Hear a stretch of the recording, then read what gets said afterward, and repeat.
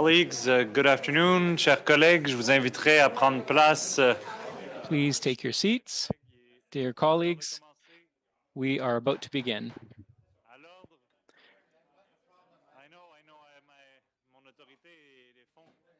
My authority is melting like snow in the sunlight.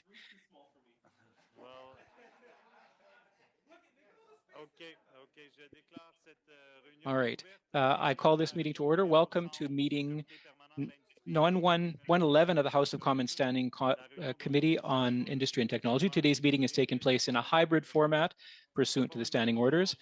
Pursuant to the order of reference of Monday, April 24th, 2023, the committee is resuming consideration of Bill C-27, an act to enact the Consumer Privacy Protection Act, the Personal and the Artificial Intelligence and Data Act.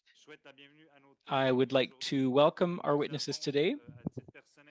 We have appearing individually Momin Malik, Dr. Momin Malik, a data science researcher who's joining us by video conference. Hello, Mr. Malik. Christelle Tessono, a technology policy researcher, is also with us from the University of Toronto by video conference. Hello. And in person with us here today, we have Jim Balsillie. Thank you all for coming back to this committee. And without further ado, I will let Mr. Malik speak. You have 5 minutes.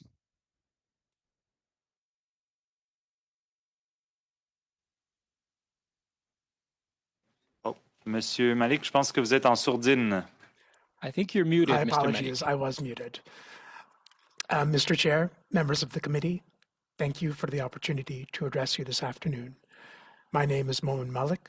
I am a researcher working in healthcare AI, a lecturer at the University of Pennsylvania, and a senior investigator in the Institute in Critical Quantitative, Computational, and Mixed Methodologies. I did my PhD from Carnegie Mellon University's School of Computer Science, where I focused on connecting machine learning and social science. Following that, I did a postdoctoral fellowship at the Berkman Klein Center for Internet and Society at Harvard University on the ethics and governance of AI. My current research involves statistically valid AI fairness auditing, reproducibility in machine learning, and translation from healthcare research to clinical practice. For comments specifically on the current form, content, and issues of the AI and Data Act, I will defer to my colleague, Christelle Tessono, who was the lead author of a report submitted to the committee last year to which I contributed.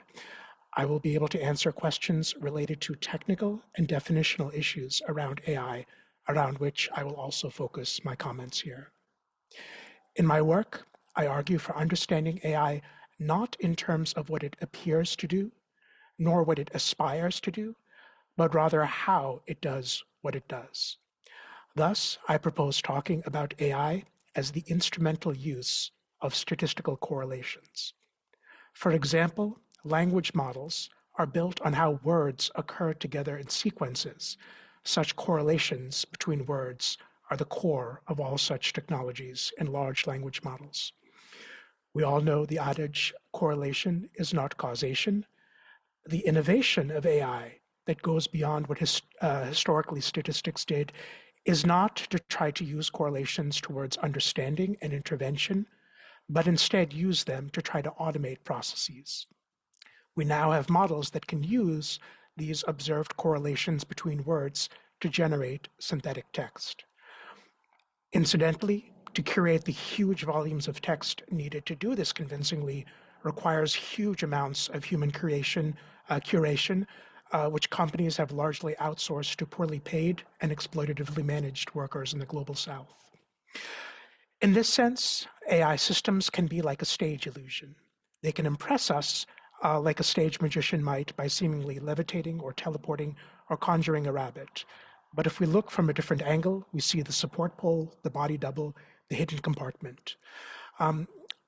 If we look at AI models in extreme cases, things far from average, we similarly see them breaking down, not working, and not being appropriate for the task. The harms from the instrumental use of correlations, as per AI, have an important historical precedence in insurance and credit.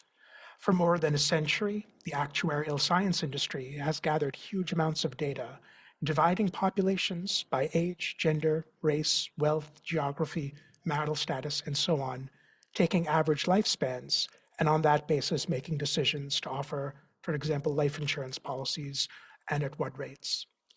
There is a long history. I'm aware of the US context most strongly. For example, in the 1890s, insurance companies in Massachusetts were not offering life insurance policies to Black citizens, citing shorter lifespans, and this was directly after emancipation. This was rejected at the time, and later on, race became illegal to use. But correlates of race, like postal code, are still valid uses or still legal in the US and, from what I understand, in Canada as well, and thus end up disadvantaging people who can often least afford to pay. In general, those who are marginalized are most likely to have bad outcomes. We risk optimizing to the status quo that is unjust and further solidifying inequality when using correlations in this way. Canada's healthcare system is a distinct contrast to that of the US, something for which the country is justifiably proud. That is an example of collectivizing risk rather than, as private industry does, optimizing in ways that benefit it best, but that may not benefit the public at large. I encourage the committee to take this historical perspective, to reason about the ways in which AI can fail, can cause harm, and on that basis, make planning for regulation. Just as in areas critical to life, dignity, and happiness, like healthcare, like criminal justice and other areas, government regulation has a crucial role to play. Determining what problems exist and how regulation might address them, all will stem best from listening to marginalized groups, strong consultation with civil society, and having adequate consultation with technical experts who are able to make connections in ways that are meaningful for the work of the committee. Thank you for your time, and I welcome your questions. Merci beaucoup. Je passerai maintenant la parole à Madame Tessonneau. Thank you very much. I'd like to turn over to Ms. Tessonneau. Thank you for inviting me to address you all this afternoon. My name is Christelle Tessonneau, and I'm a technology policy researcher currently pursuing graduate studies at the University of Toronto. Over the course of my academic and professional career in the House of Commons, at Princeton University, and now with the Right to Your Face Coalition and the DS, I have developed expertise on a wide range of digital technology governance issues, most notably AI. My remarks will focus on the AI and Data Act, which builds on analysis I submitted to INDU last year. This submission was co-authored with Yuan Stevens, Sonia Solomon, Supriya Dwivedi, Sam Andre, and Dr. Momin Malik, who is on the panel with me today. In our submission, we identified 5 key problems with ADA. However, for the purposes of my remarks, I will be focusing on 3. First, ADA does not address the human rights risks that AI systems cause, which puts it out of step with the EU AI Act. The preamble should at minimum acknowledge the well-established disproportionate impact these systems have on historically marginalized groups such as Black, Indigenous people of color, members of the LGBTQ community, economically disadvantaged, disabled, and other equity-seeking communities in the country.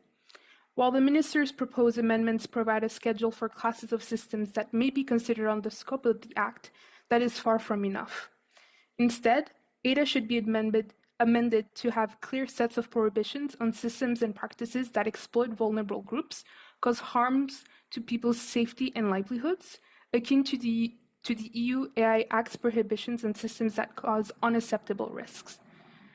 A second issue that we highlighted is that ADA does not create an accountable oversight and enforcement regime for the AI market. In its current iteration, ADA lacks provisions for robust independent oversight. Instead, it proposes self-administered audits at the discretion of the Minister of Innovation when in suspicion of Act contravention. And while the Act creates the position of the ADA Commissioner, they are not an independent actor as they are appointed by the Minister and serve at their discretion. The lack of independence of the AI Commissioner creates a weak regulatory environment and thus fails to protect the Canadian population from algorithmic harms. And while the minister's proposed amendments provide investigative powers to the commissioner, that is far from enough. Instead, I believe the commissioner should be a governor in council appointment, be empowered to conduct proactive audits, receive complaints, administer penalties, propose regulations, and industry standards. Enforcing legislation should translate into having the ability to prohibit, restrict, withdraw, recall AI systems that do not comply with comprehensive legal requirements. And third, ADA did not undergo any public consultations. This is a glaring issue which is at the root of the many serious problems with the Act. In their submission to INDU, the Assembly of First Nations reminds the community that the federal government adopted the UN Declaration on the Rights of Indigenous Peoples Action Plan, which in Section 6 requires the government to respect for Indigenous rights needs to be systemically embedded in federal laws and policies and developed through consultation and cooperation with Indigenous people. ADA did not receive such consultation. This is a failure of the government in its commitment towards Indigenous people. To ensure that public consultations are at the core of AI governance in this country, the Act should ensure that a parliamentary committee is empowered to have ADA reviewed and revised and updated whenever necessary, and include public hearings conducted on a yearly basis or every few years or so, starting 1 year after ADA comes into force. The Minister of Industry should be obliged to respond within 90 days to these committee reviews, for example, including legislative and regulatory changes designed to remedy deficiencies identified with the committee. Furthermore, I support the inclusion of provisions that expand the reporting and review duties of the ADA Commissioner, which could include, but wouldn't be limited to, for example, the submission of annual reports to Parliament and the ability to draft special reports on urgent matters as well. In conclusion, I believe that AI regulation needs to safeguard us against the rising number of algorithmic harms these systems perpetuate. However, I don't think that ADA in its current state is up to that task. Instead, in line with submissions and open letters submitted to the committee by civil society, I highly recommend taking ADA out of Bill C-27 to improve it through careful review and public consultations. There are other problems that I want to talk about, notably the exclusion of government institutions in the Act. I'm happy to answer questions regarding the proposed amendments made by the Minister and expand on points I raised in my remarks as well. D'autant plus, je viens de Montréal, donc il me ferait grand plaisir de répondre à vos questions en français. I'm from Montreal, so I'm very pleased to answer any of your questions in French as well. Thank you. We'd like to thank you very much. I will turn it over to Mr. Chairman Lightbaum, honorable members, happy Valentine's Day. Thank you for the opportunity to come. My card's in the mail. Thank you for the opportunity to come back and expand on my previous testimony to include concerns about the Artificial Intelligence Data Act. ADA's flaws in both process and substance are well documented by the expert witnesses. Subsequent proposals by the minister only reinforce my core recommendation. ADA requires a complete restart. It needs to be sent back to the drawing board, but not for ICID to draft alone. Rushing to pass legislation so seriously flawed will only deepen citizens' fears about AI because ADA merely proves that policymakers can't effectively prevent current and emerging harms from emerging technologies. Focusing on existential harms, which are unquantifiable, indeterminate, and unidentifiable, is buying into industry's gaslighting. Existential risks narratives divert attention from current harms such as mass surveillance, misinformation, undermining of personal autonomy, and fair markets, among others. A high-level perspective of some of the foundational flaws in ADA are: 1, it's anti-democratic. The government introduced its AI regulation proposal without any consultation from the public. As Professor Andrew Clement noted in your February 2nd meeting, subsequent consultations have revealed exaggerated claims of meetings, which still disproportionately rely on industry feedback over civil society. 2, claims of AI benefits are not substantiated.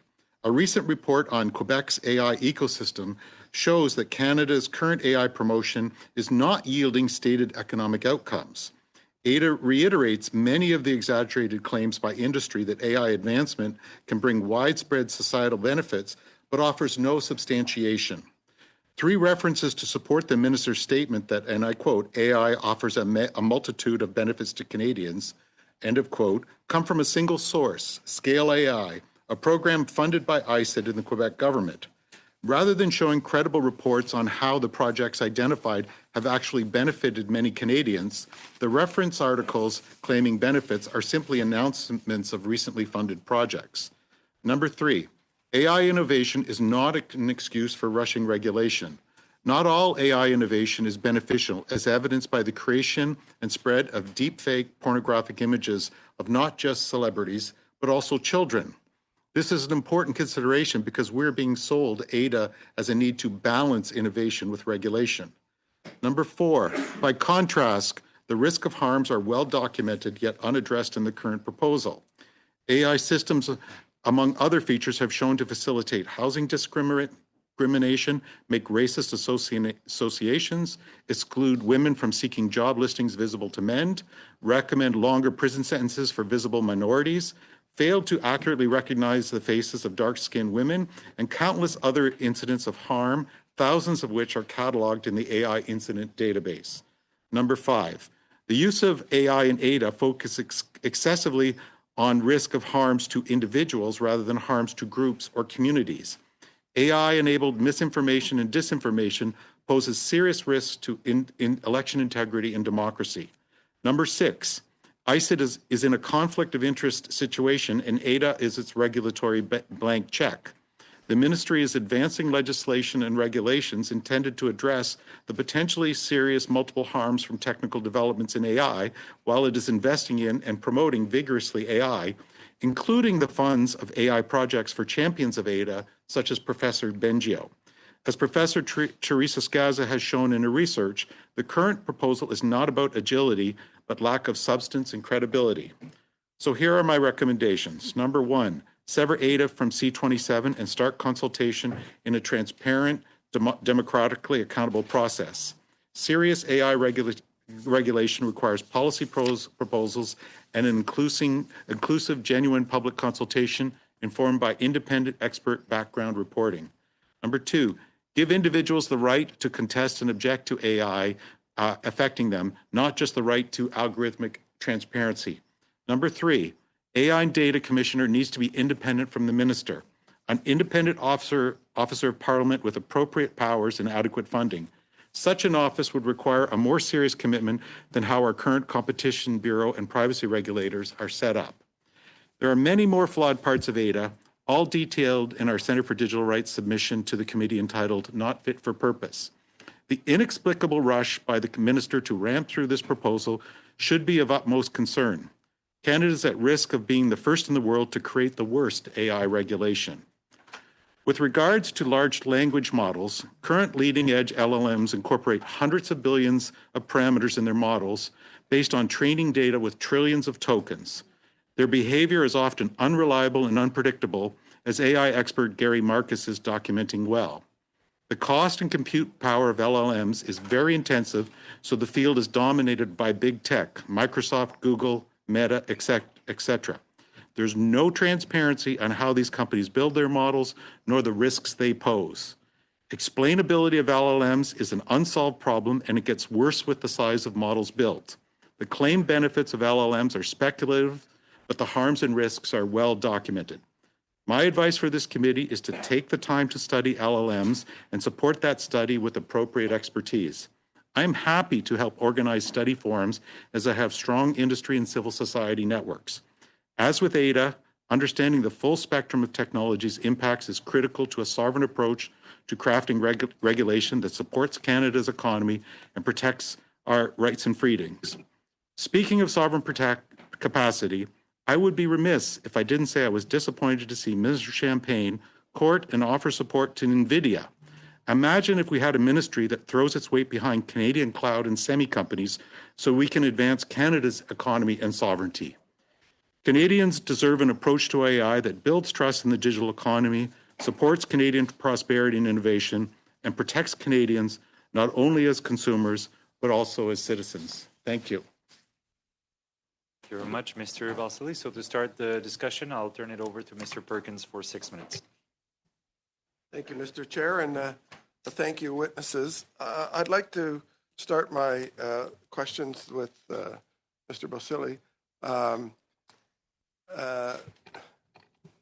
you're a unique, in my mind, successful entrepreneur who's in this space, in the technology space. Everyone, I think, knows what you created, invented, and built with BlackBerry. But you're unusual not because of that, although that was amazing, but you're unusual because you actually put your capital in trying to improve public policy and a lot of time and effort to do that.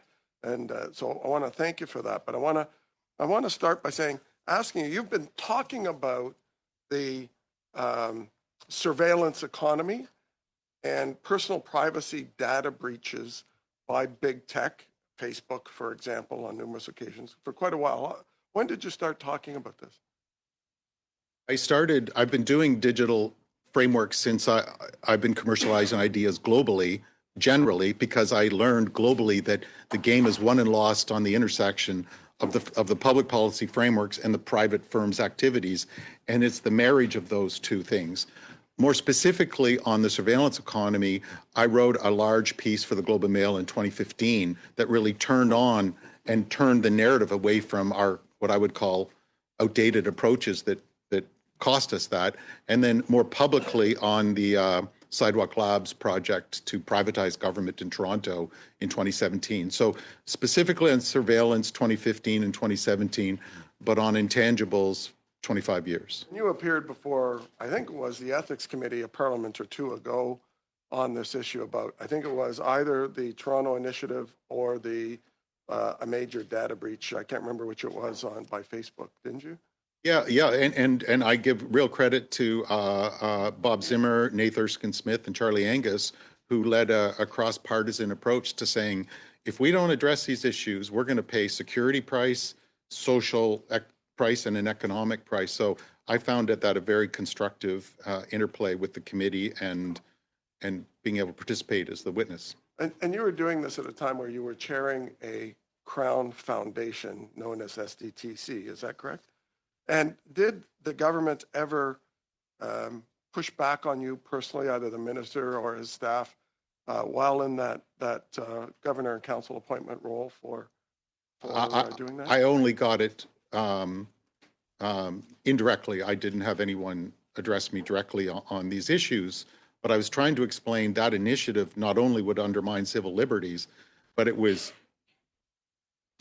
foundationally undermining the opportunity for our domestic smart city companies at a time when the priority was to transition to green economy. So you need these companies to grow, and your policy apparatus would undermine their prospects as well as the civil liberties. So were you unaware when Leah Taylor before this committee testified that the government had asked you or asked her to see if you could stop speaking publicly on this, and then you ended up removed as the chair of SDTC? Leah Lawrence never said that to me. Nobody ever said that they had, nobody directly ever said to me But you saw her testimony? I did, yes. That's the first I heard that they'd been telling her, get him to quit it. That surprised you, obviously, I would think. Yeah. If you saw some of that testimony and how it related to the digital economy and what you were trying to achieve in cleaning up SDTC and our technology thing, would you, with regard to that, could you table with this committee a written summary of your experience and what happened through SDTC on that? Happy to. Okay. In your statement, order, you said, Chair. in your statement. Sorry, I'm going to interrupt.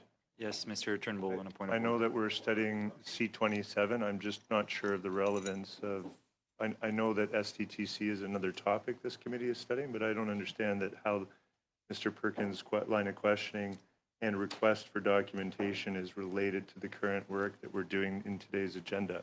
Not to say that Mr. Basili wouldn't be able to do that in future meetings on SDTC, but this is not the time or the place, in my opinion.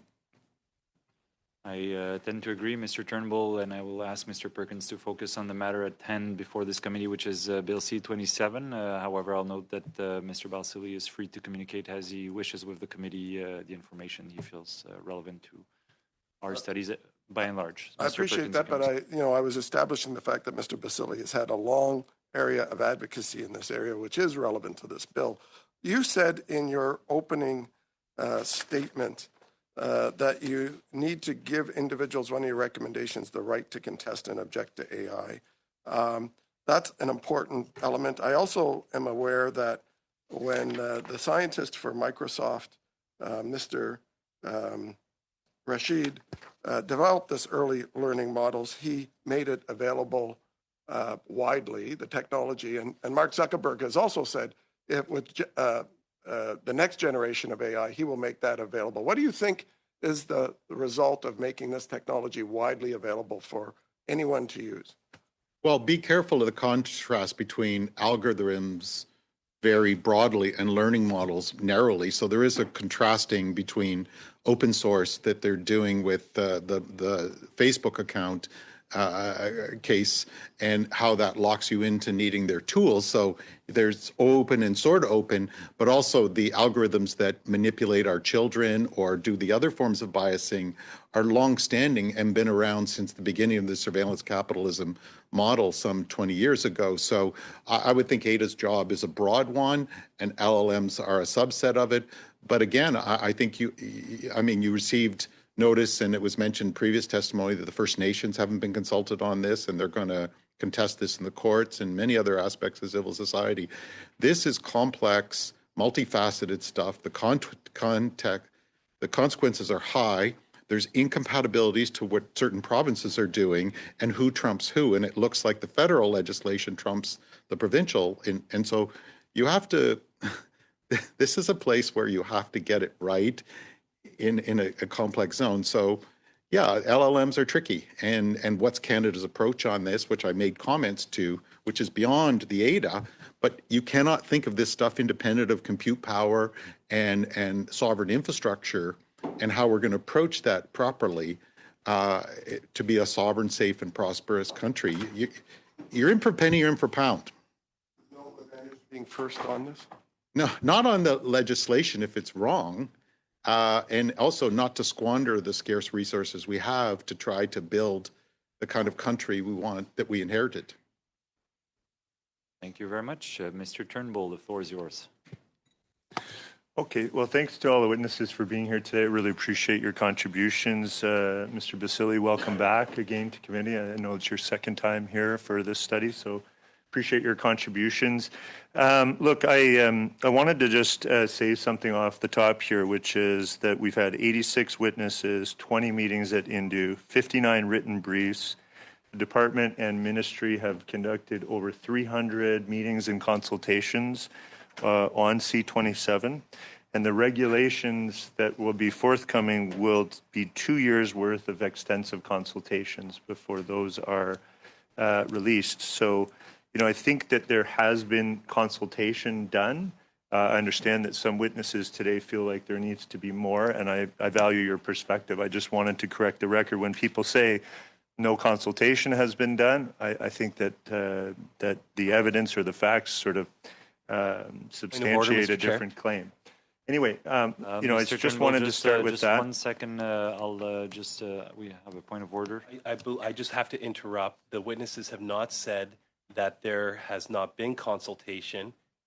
That consultation has not been sufficient. Just to clarify for the record. Thank you.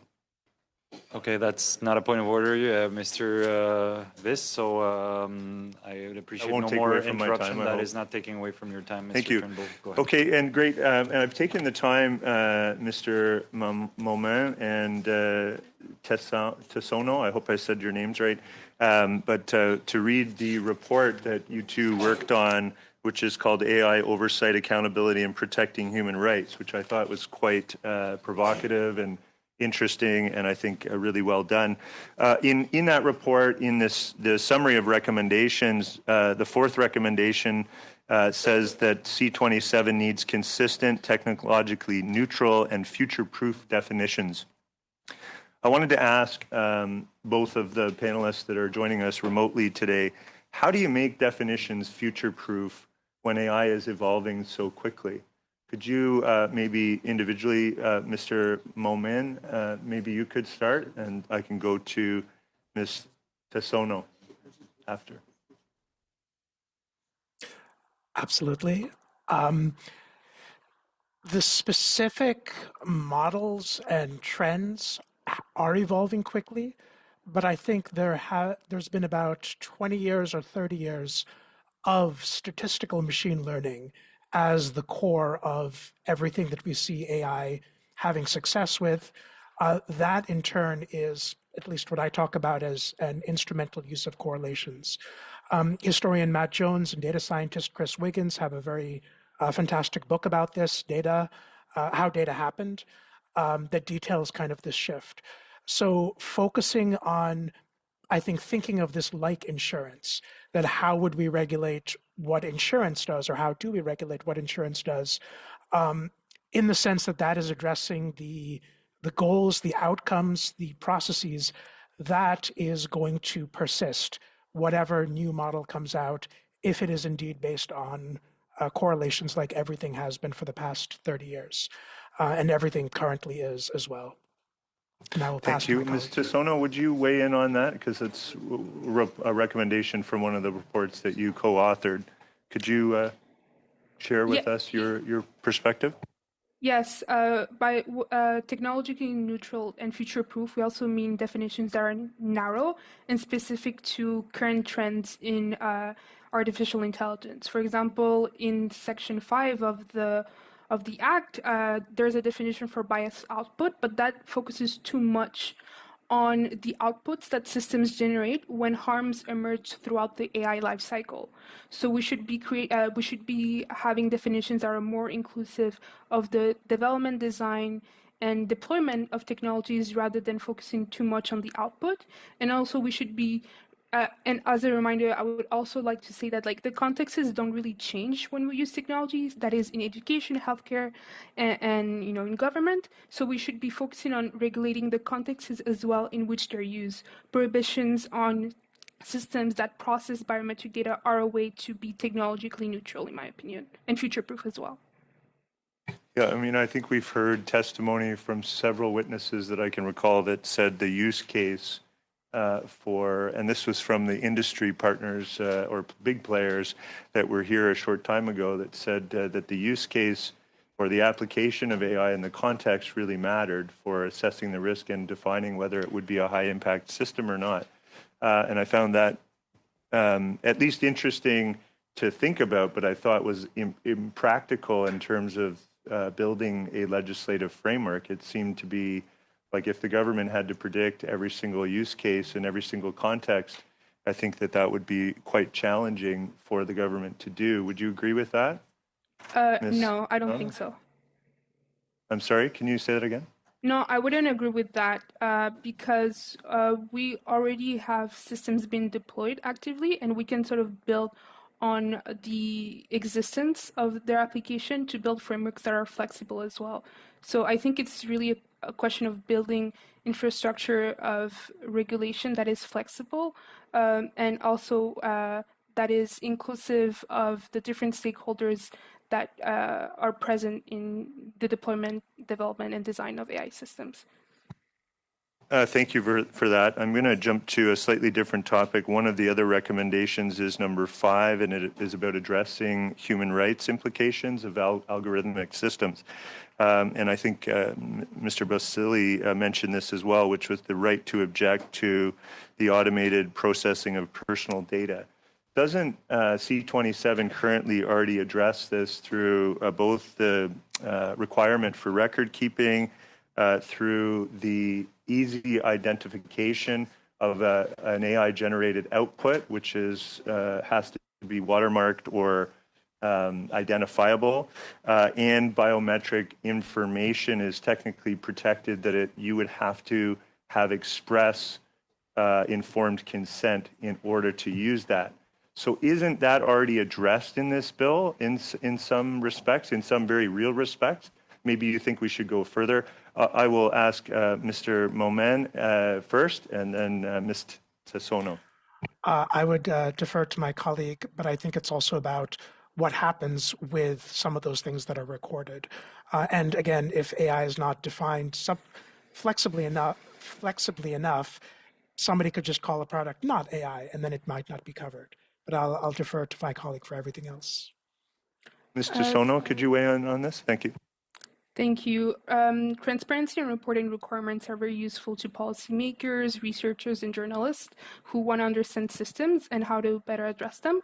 But for the everyday person who is facing these systems, this reminds me of the expression in French, vaut mieux prévenir que guérir, in the sense that like it is better to avoid situations where someone would be facing an unacceptable risk of AI, and that's why prohibitions on systems that create unacceptable risks are the best way to ensure that human rights are operationalized in the bill. And this is what the EU AI Act does by establishing different sets of requirements and also prohibitions. It's not only unacceptable risk, it's also like high risks, low risks, also for general purpose AI systems. I think that being clear will safeguard Canadians from harms. Yeah. But, you know, my understanding is that... Merci beaucoup, Monsieur Turnbull. Je suis am I désolé, out of vous time? êtes, Okay. I'm sorry, Mr. Turnbull, your time is out. Mr. Garon. Thank you, Mr. Chair. Thank you to our witnesses. Thank you for being here. I was waiting. I'll wait for Mr. Ballicidi to put his headset or his earpiece in. Mr. Ballicidi, you said, and maybe I misunderstood this, but you said that it could be very difficult for a government to regulate a new and emerging technology, and that it could be difficult, if not impossible, to identify existential threats, especially in the context of algorithms and high risk. If we withdrew part 3 of the bill and we did consultations, and because of course you said that there were gaps in consultation, what would that change? What would that change in the government's capacity to correctly regulate this technology? Thank you for the question. First of all, I would say it doesn't have democratic legitimacy if you don't involve all stakeholders, and that hasn't happened yet. The second thing about this is that I said that the existential risks is gaslighting to take you away from the near-term risks, which the other witnesses are drawing us to, and that's a real tactic. And I would say, and this is most critical and has been part of my journey in learning this, if you notice, there's a tremendous effort to stay away from rights by those that don't want effectiveness, because when we are in a new era, and if we were writing our Charter of Rights, we would incorporate these kind of rights in an information age, the rights to dignity, privacy, thought, not to misinformation, not to manipulation. And so I think you have to get the core pieces right, which are what are the human rights that matter up front? How do you work it within the context of real harms that are happening and not be gaslit on things that take you away from what is the real issue. It's a tactic by businesses to gaslight, to confuse people, to keep you away from the root issues. Merci. Au cours des dernières décennies, on a vu over the past decades, we've saw globalization of cultures, information circulates more quickly, and this is a cultural issue for Quebec, for example. There's more homogenized culture coming from around the world. And I feel like we're treating regulation of AI in a purely technological way or regulamentational way, as if the federal government had the only say in this. But while Quebecers have an important role to play as well. So what do you think should be the role of the provinces and the role of Quebec in regulating AI? Do you think we should consult and incorporate more or include Quebec more in this regulatory process? Yeah, I think I've always taken a cross-cutting effects and rights approach to it, not a technological one. So I agree with those that frame it that way, and beware those that think the answer to technology issues is more technology. I think the place that is going to be hurt most by ADA and C27 by far is Quebec. They have by far the most to lose because you've set a higher bar, an appropriate bar with Law 25, yet clearly this law is lower. which one's in charge. And if you notice, it's ambiguous, and you know the federal is going to win, but corporations are going to arbitrage away from Quebec. So it's like pollution laws are easier on one side of the river than the other, so you just move across the river. So I think you'll lose, if you don't do strong laws, we all lose, but Quebec will lose the most. But absolutely, social, cultural, economic, security, this is the mediation realm of the contemporary. And so it's extremely important, and I think the provinces should be given tremendous accord on this, and that should be clarified in this bill. But your primary protection is raising the standards of this bill so that as at a minimum meets Law 25. Pour pas qu'on se ramasse avec une... pour pas qu'on se ramasse, donc je comprends So, avec une... now I understand you don't want to have we don't have a race to the bottom. So I understand what you're saying. All right, you talked about transparency. We talked a lot about this in community or in this committee, transparency and the individual's right to deal with a modified image, an AI algorithm.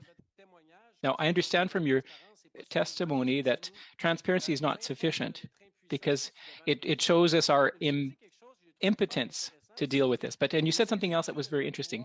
Individuals should be able to challenge or to do such a model. So what individuals would have the technological and financial capacity to challenge these models? Is what you're proposing realistic for a regular individual? Well, I think that can apply to everything, but as an example, the civil liberties, the CCLA challenged elements of recent government actions and were successful. So if you don't even have the window to do it, then it can never happen, not only have transparency, but contestability.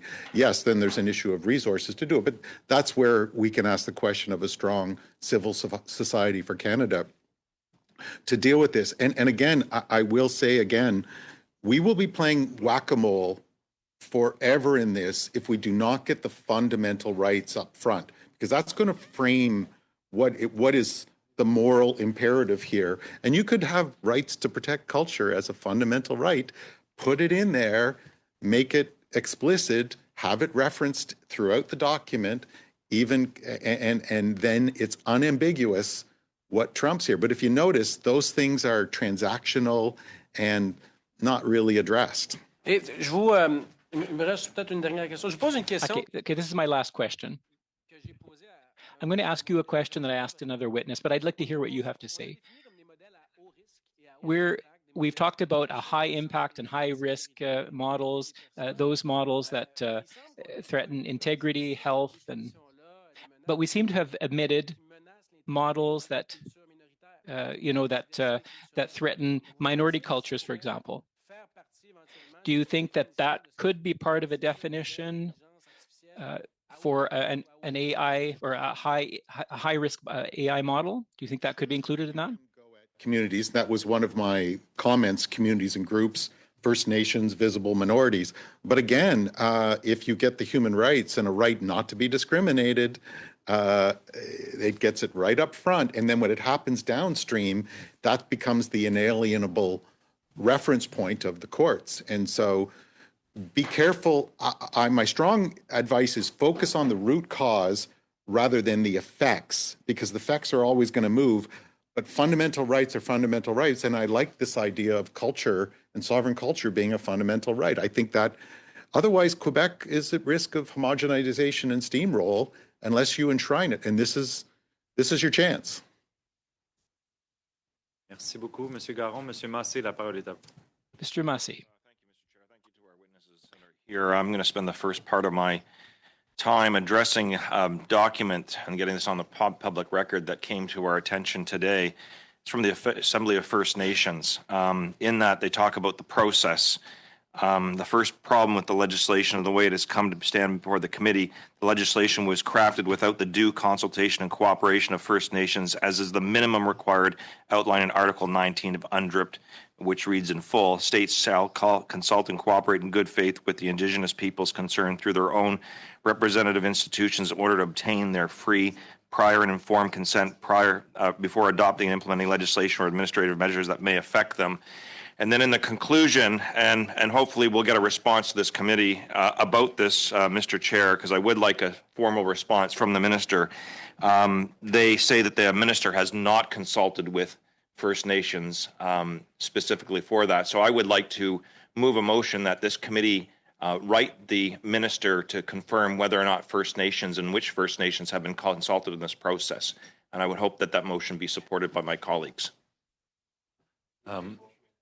Sure, Mr. Massey. That the committee write the Minister of Innovation and request confirmation of whether or not First Nations, including the Assembly of First Nations, have been consulted about this legislation, and other First Nations that may have been consulted as well. Okay, so everybody's heard the terms of the motion. It's relatively straightforward. Looking around the room if we have consent, and there seems to be no disagreement on that. So thank you, Mr. Massey. And I appreciate my colleagues for that, and I'll move to my questioning to Mr. Basili to start with. With regards to some of the concerns that you've expressed, and I want to thank you for your work that you've done on this and many other files. I've been here for a while, and you've appeared several times in front of committees, and has been helpful. But I do want to understand, I guess, the difference that you might want for the data commissioner to be independent from the privacy commissioner and the Competition Bureau. There is work being done with regards to the privacy commissioner in this legislation. My concern is if we don't get that right, then there's no even point of doing the second part if it's not right. But maybe perhaps you can enhance a little bit of information there about how we make the data commissioner much more independent or robust. Because you are correct with the challenges that the privacy commissioner and the Competition Bureau faces because the legislation they have to work under is not sufficient, in my opinion. Yes, thank you for that. What I was trying to say is this commissioner needs to be independent of ICID and have more powers than the competition commissioner or the privacy commissioner who have been asking for more power. So they do not set the standard. They themselves want a higher standard. And as I've also said, who came up with this idea of a tribunal? Who pulled that out and what the heck is that for? It just weakens the courts, it creates a middle process. And also, I think it's worth having a discussion, should the AI be integrated with the privacy commissioner? That question has never been had where that could be, they're very, data and AI hang out together. They're not separate. And privacy is always at play there. And you have an existing regulator who's wanted to have that authority, who you've got the ability to build with. So if I was designing this, I would do re-begin the consultation on ADA. I would not include the tribunal. I would ask if this commissioner should be within the privacy commissioner with enhanced powers and resources, but you already have a running system. And then you fix the text of C-27, including the consultation, which the First Nations done. So you've got a winning path here that isn't expensive and delayed, yet it was all just thrown out there without really thinking.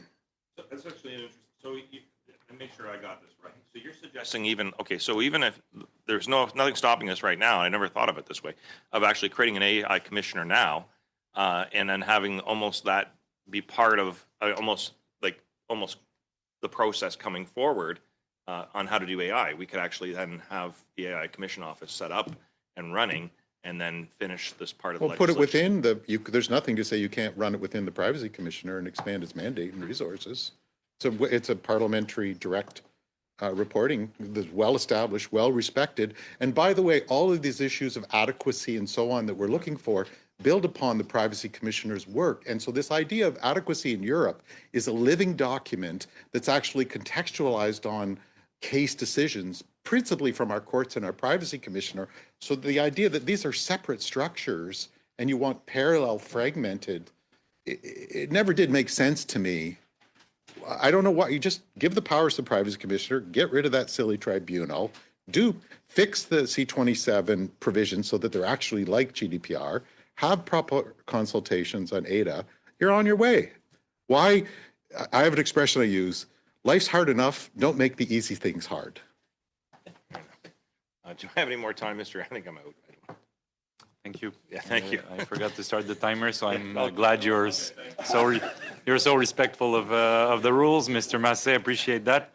Mr. Viss, the floor is yours for 5 minutes. Thank you, Mr. Chair. Let me just turn to our witness list again. The name? Yes, the name. No.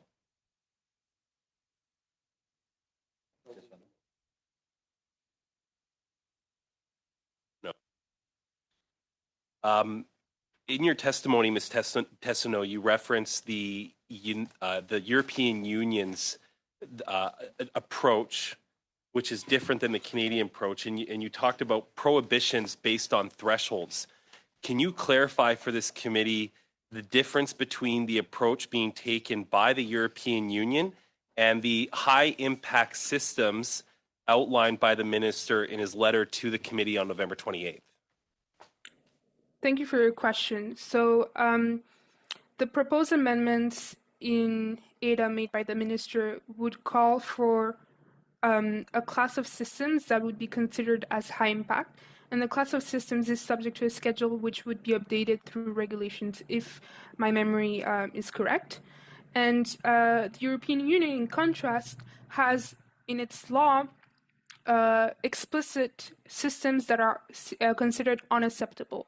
This includes social scoring, the use of biometric identification systems in real time, adoption of facial recognition databases compiled through, script information online, emotional recognition systems, and so on. So we don't have that level of specificity in the proposed amendments, even though we have a class. But the thresholds that are created with the European Union, to me, are stronger because they create requirements for systems that are not considered high risk or high impact in Canada. So just to clarify, there are systems that are excluded in Canada that could cause harms that are in the scope of the EU AI Act and will be subject to requirements. That is, Europeans would have stronger protections for systems that are not in scope in Canada. Okay. At our last panel, some of the witnesses from the big tech companies criticized the high impact systems being used in Canada in respect to the moderation of content and the obligations that may put on various companies operating in the AI sphere. Would you have any comments on that? Yeah, I think this is an issue that reflects the lack of conversations between Canadian heritage and justice, who are handling the online harms bill, and people who are handling ADA. I don't know if they're talking to each other, but the fact that there are concerns already with industry actors speaks to the importance of having collaboration with different departments in the country. I cannot speak too much in detail with the previous iterations of the online harms bill, but what I can say is that we need infrastructure where collaboration across departments is fostered. Okay. My assessment right now in respect to the November 28th letter from the minister and his proposed amendments, and in one of his bullets, he talks about creating clearer obligations across the AI value chain and establishing data governance measures, establishing measures to assess and mitigate risk of biased output. You already mentioned the definition, but my understanding, part of the broader discussion we're having on governance in respect to AI is that I feel the government and the officials at Industry Canada don't really know what they're doing right now, so they're providing themselves in this bill massive and broad regulatory powers. Now, I'm personally having a debate about whether, in fact, we need this law and whether we should be voting in favor of this aspect of Bill C-27 on artificial intelligence, or whether or not the government could simply do this through their regulatory capacity right now. And I don't know. Do you have any comments on that? Is it even necessary to grant industry so many regulatory powers and oversight in legislation, and would it make any difference if we just did that through a GIC regulation? That's a really good question. I would say that it is important to have regulation in place, legislation in place for artificial intelligence in the country. And I think that this legislation should work towards facilitating collaboration across different sectors and departments. What is happening right now in the country is that we have departments working on their own guidelines, their own standards, without being able to speak to other experts in other departments. So we have that's- something to learn. Sorry to interrupt you. I really value your testimony right now. But do you think we need to take an approach similar to the United States then, where I believe the White House has instructed various departments to be looking at AI regulation in respect to their spheres of influence?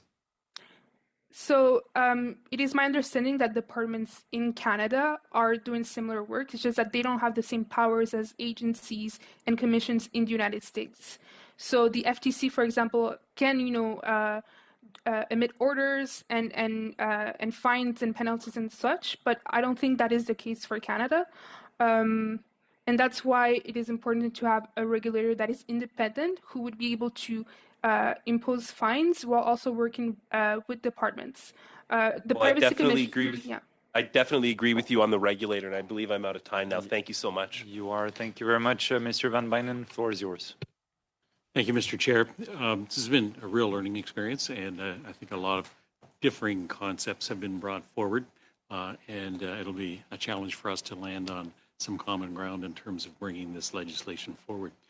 There's an additional document that I'd like to have some thoughts on. On September 27th, the government unveiled the Voluntary Code of Conduct on the Responsible Development and the Management of Advanced Generative AI Systems. This is the Code of Conduct. What are the strengths and the weaknesses of the Code of Conduct? And I'll start with Mr. Malik and then to Ms. Tesono. I have not read this, so I will defer to my colleague. Okay. Ms. Tesono? Yes, so the Code of Conduct, the main flaw is that it is voluntary. So companies, can choose to adopt it, but it doesn't mean that they're obliged to. And in order to protect Canadians against harms caused by generative AI, things need to be enforceable. Do you believe that the publication of the Code of Conduct provided sufficient information on how the code, the legislation, and the regulations would interact? I personally don't think so as a researcher. I think the Code of Conduct would be something that industry has a lot more to say about. But what I'll say is that the Code of Conduct is part of a bigger puzzle on regulation of artificial intelligence. It's not the only piece needed in order to safeguard Canadians against harms.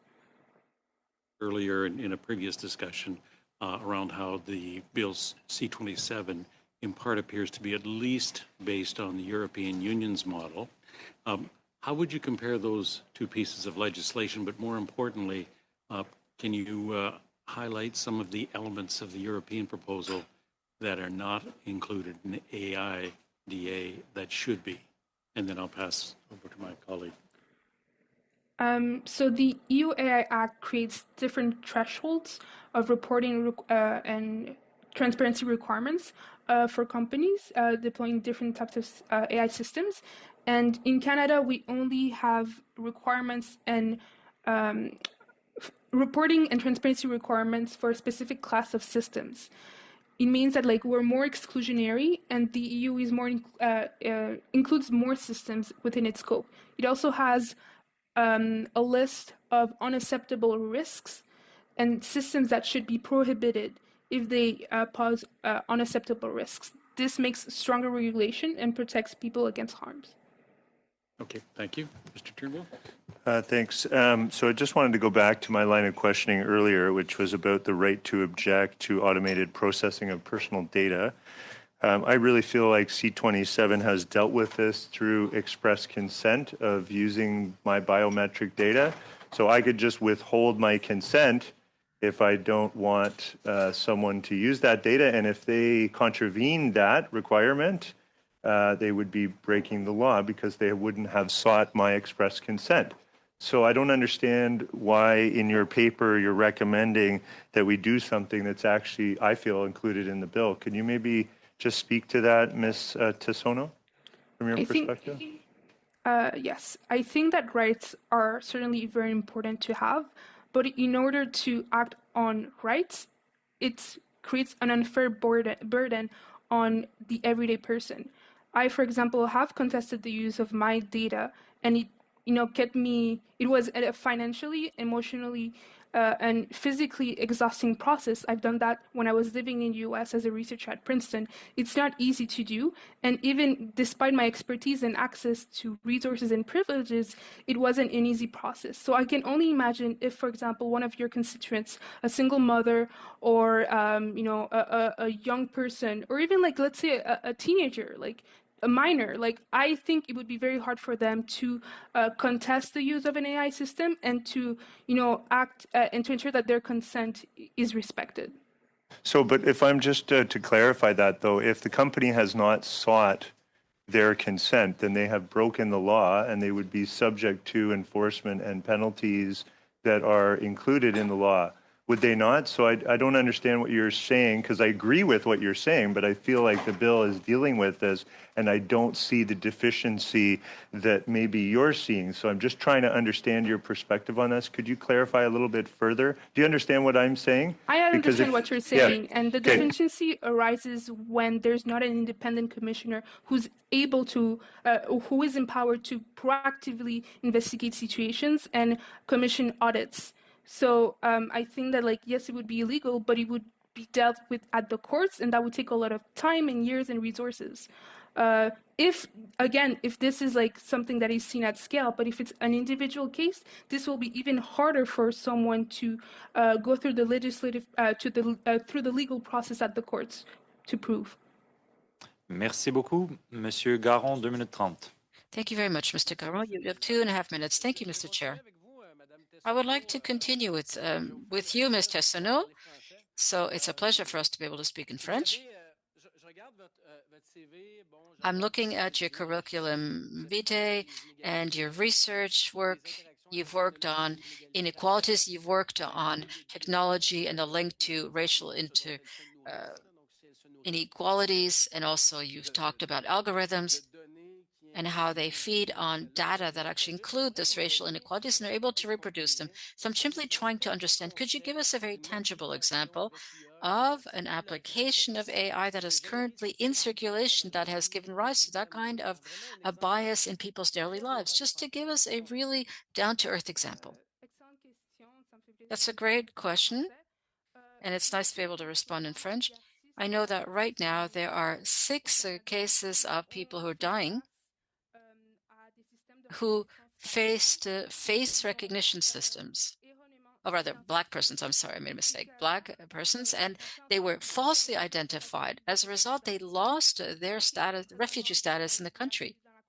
And that is being debated currently in front of the Supreme Court in Canada, but that is a specific case of the use of face recognition in AI, which leads to a situation where people might lose their status. Thank you very much. I'm interrupting you because we have very little time left. It's not that it isn't interesting. On the contrary, we understand this. We've seen the cases of Clairvoyant AI and all of that. We've dealt with that in other committees. But AI often involves technologies that are somewhat harmless. It helps us to find our way thanks to Google Maps. It allows us to do many day-to-day things. Are there other tangible examples, but really as to the actual application, something that I might have on my phone? And it isn't a trick question. I'm simply trying to find something. It's hard for me sometimes to find some. We've talked about this bias often. I'm trying to understand what this means. So in day-to-day applications, what could this mean?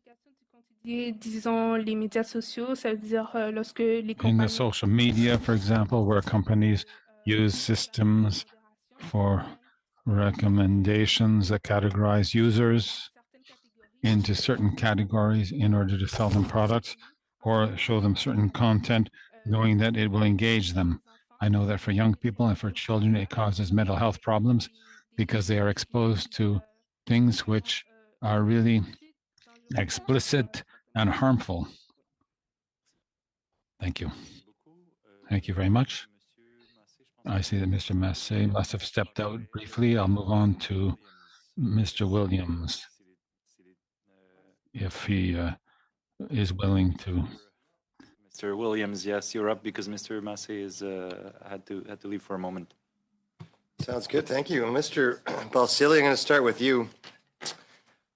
Just as a broad topic in discussion, if ADA didn't exist, if it didn't pass, if we didn't have this come through Parliament, what would that mean for Canada and the industry?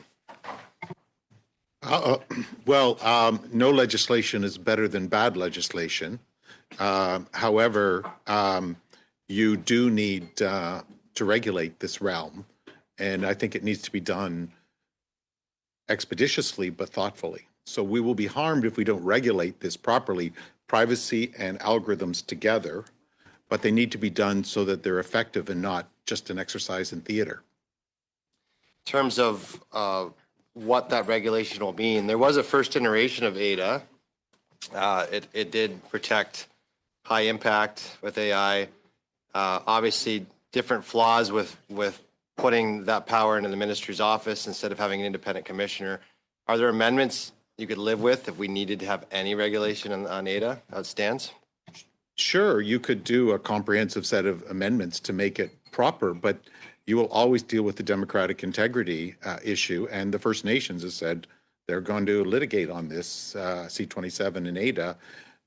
So you're going to always have an integrity issue, but you could do sufficient amendments to make it appropriate from my point of view. But how do you have legitimacy from the stakeholders? And the earlier comment, overwhelmingly, the consultations were with industry after it was presented. So it's a very dangerous move, and I don't see the math in it. To your point, we haven't had a lot of the businesses here in front of committee yet. So we haven't heard from the industry as a whole, except for the large big players. So we had Google and Meta and Amazon Web Services here. With consultation, from what you've heard from members around your circle and from your groups, should we and who would they be that we should have in front of committee to talk about the impact AI will have on them, but also legislation? I think you need to have civil society properly represented, and I think you need to have those that reflect the domestic economy, not the foreign economy, those that domestic companies that trade globally that will drive up our GDP per capita. They need to be weighted here, not those that drive up foreign country GDP per capita on us. So otherwise, you're just going to make foreign countries richer and Canadians' security and social fabric weaker. Canada seems to, with AI, miss the boat. We see that a lot of our IP has gone. I know that you were part of another study that talked about IP commercialization, and we've lost a lot of that. Your phrase is always, we should have planted a tree 3 years ago. If we plant one now, we may be able to hold on to that.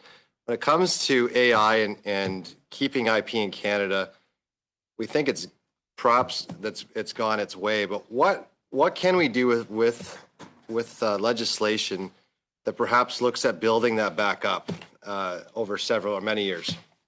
Well, I think there's many things that can be done.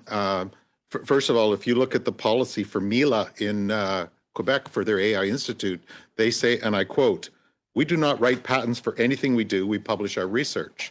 So you have to start saying these are critical assets that we need to appropriate for the benefit of Canada, because we have to get it through our heads that nobody's going to look after Canada but Canadians, both economically, security, and socially. And our orientation for this intangibles world is not to corral those for our benefit. And nobody else follows our playbook. And that's why our productivity and prosperity is eroding. It's a direct consequence of inattention to where the money is.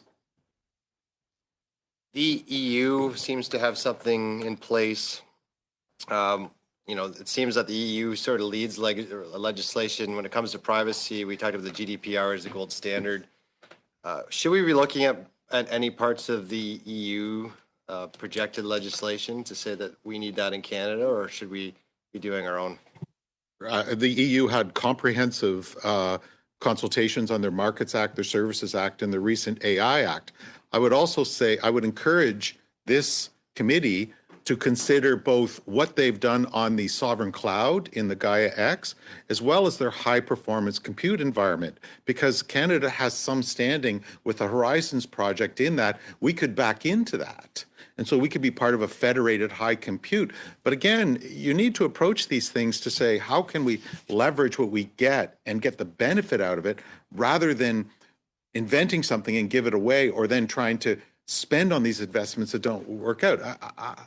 I see it as mismanagement of the opportunities that we have or that we've built along the way. So you have to look at all of these things. And Europe's doing all these things, and they have a very federated partnership approach. And Canada has lots of linkages there, but we don't seem to be exploiting those. So we're neither fish nor fowl, which puts us in a very dangerous spot. And if we double down on that approach, evidence the efforts to build a whole new supercomputer in one of the agencies, one of the superclusters, I think is very misguided and very premature and very dangerous. Thank you, Mr. Balsillie. We'll go back to Mr. Massé for 2.5 minutes. Thank you, Mr. Chair. And we haven't heard the word supercluster around here very often lately. So there's a study. Yeah, there's a study. My colleague, Mr. Williams, says we'll leave that be. I do want to ask Ms.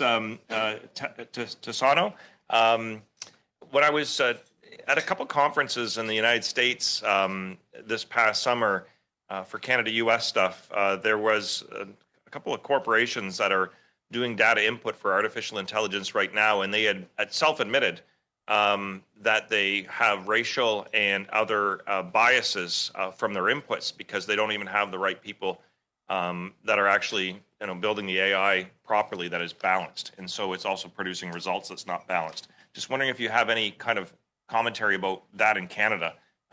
So these were some of the companies that were actually here the other week that presented in a couple of conferences in the U.S. So do you have any thoughts on that, or whether our AI development right now is a little bit behind with regards to equity and balance?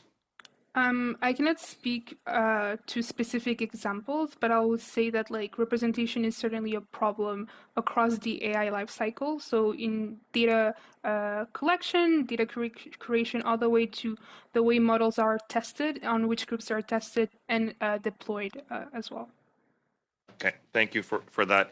And I'm going back to Mr. Balsillie here as well too.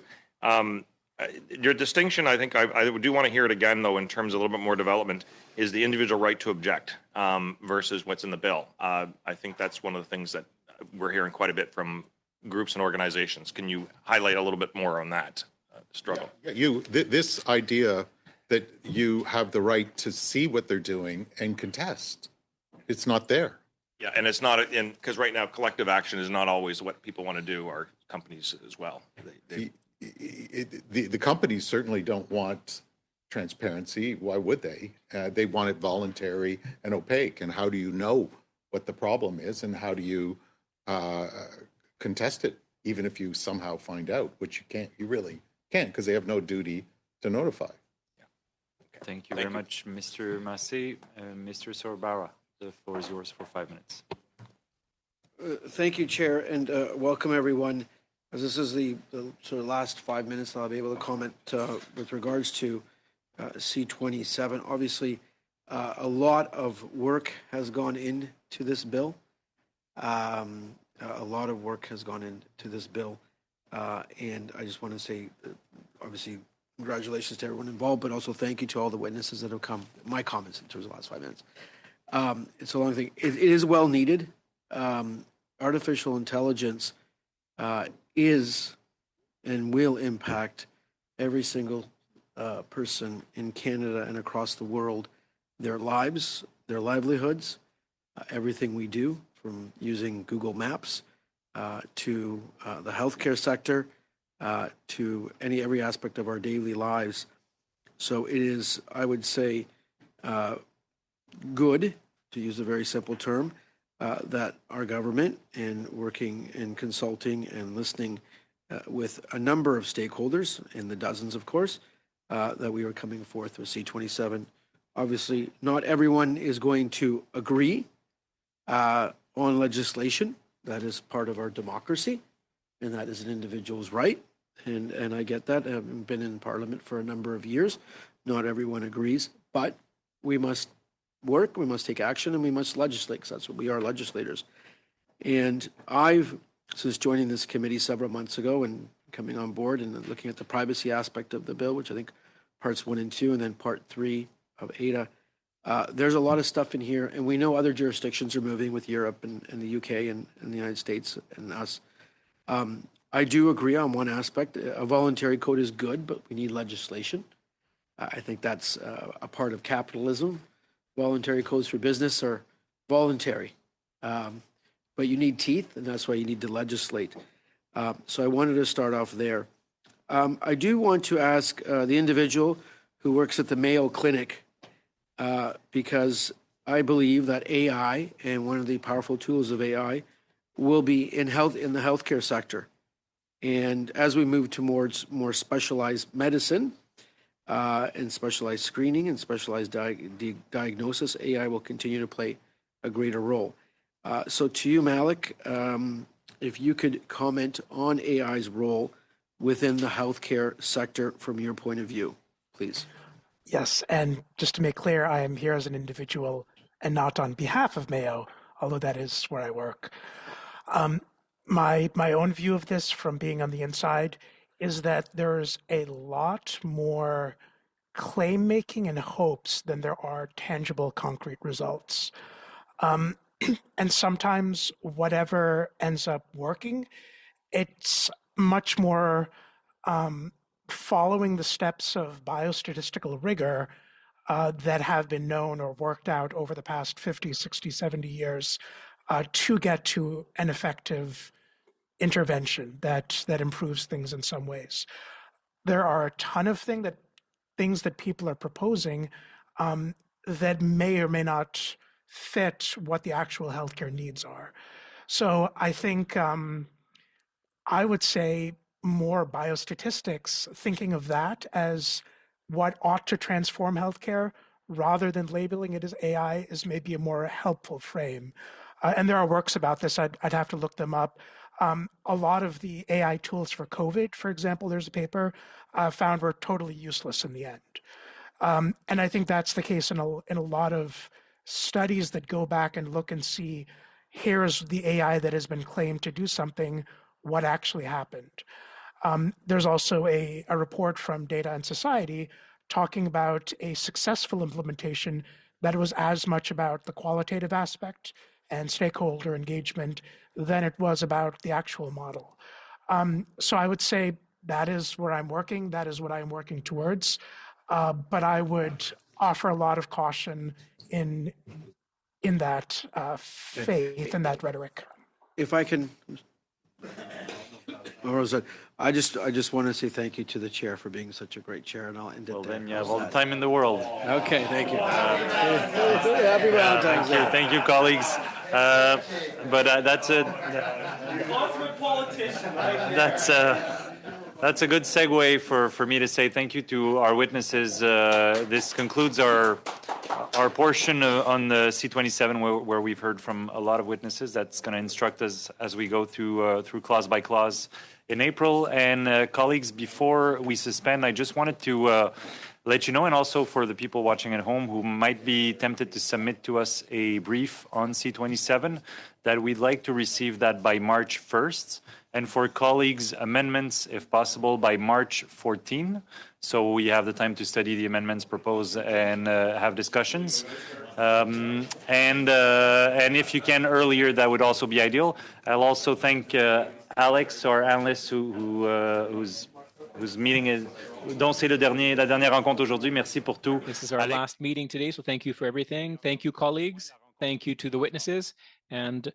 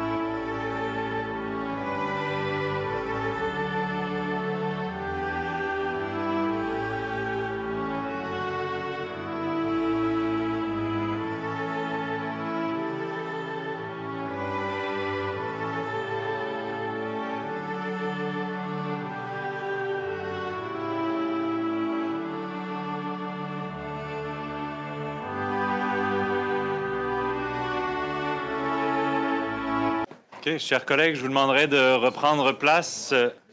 Please take your seats, everyone. We are now going to go to the second portion of today's meeting. So pursuant to the motion adopted by the committee on Tuesday, September 26th, as well as the motion adopted on Monday, February 5th, the committee is commencing consideration of its study on accessibility and affordability of wireless and broadband services in Canada. I would like to welcome our witnesses today for this first meeting. So from Quebecor, Pierre-Carl Péladeau, President and Chief Executive Officer. He's accompanied by Peggy Tabet, Vice President, Regulatory Affairs. Welcome. And from Videotron, Jean-François Lecadre, Vice President. So thank you for being there. Mr. Péladeau, as you know, you have 5 minutes for opening remarks. Please begin. Thank you. Chair, thank you for this invitation. We are very happy to be here today and to be able to talk about this very important consideration. So the price for wireless, the cost of wireless services. So I stood before you a little over a year ago to demonstrate that Quebecor was ready to replicate in Canada the success of its Videotron subsidiary in the Quebec wireless market. That's something that we've been working on since 2006. We knew that Canadians would be the first to reap the benefits of increased competition resulting from Videotron's acquisition of Freedom Mobile. Our solid expansion plan since then has paid off. Freedom Mobile has become a driving force for positive change in the Canadian wireless market. In just a few months, we began the rollout of our 5G technology, made significant improvements to our network to enhance the customer experience, and introduced offers never before seen in the country, such as the first Canada-US 5G mobile plans priced under $35, and Roam Beyond, an affordable high-capacity mobile plan that allows roaming at no extra cost to over 70 international destinations. At a time when inflation is undermining Canadians' ability to pay, these new ultra-competitive offers have triggered a downward price trend throughout the wireless market. Thanks to the Freedom Effect, Statistics Canada's Consumer Price Index for wireless services has fallen by 26.8% over the past year, while it has risen by 3.4% for all products and services over the same period. These lower prices translate into more money for Canadian families. The yearly savings can easily amount to $1,000, money that can go buy groceries or help pay the mortgage. Moreover, unlike some of our competitors, Quebecor three telecom brands, Freedom, Fizz, and Videotron, have wireless price freeze policies.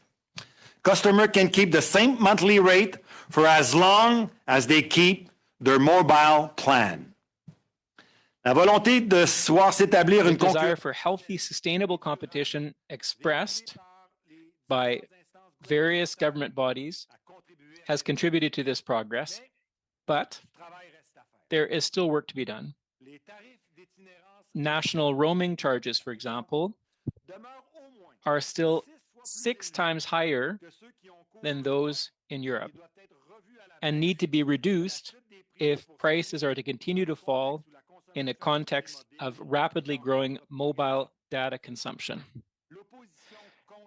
The constant opposition of national incumbents to any initiative aimed at fostering competition also remains problematic. So, for example, in the setting of MVNO tariffs that will allow Videotron to offer wireless services outside its network footprint, Rogers is contesting in court the outcome of the arbitration process that it had itself requested. Bell is refusing to accept the start date for the commercialization of our MVNO services, even though we had clearly agreed on it beforehand. And TELUS's intransigence and delaying tactics are forcing us into another lengthy arbitration process to set rates for access to its network. So these examples of obstruction are also seen elsewhere.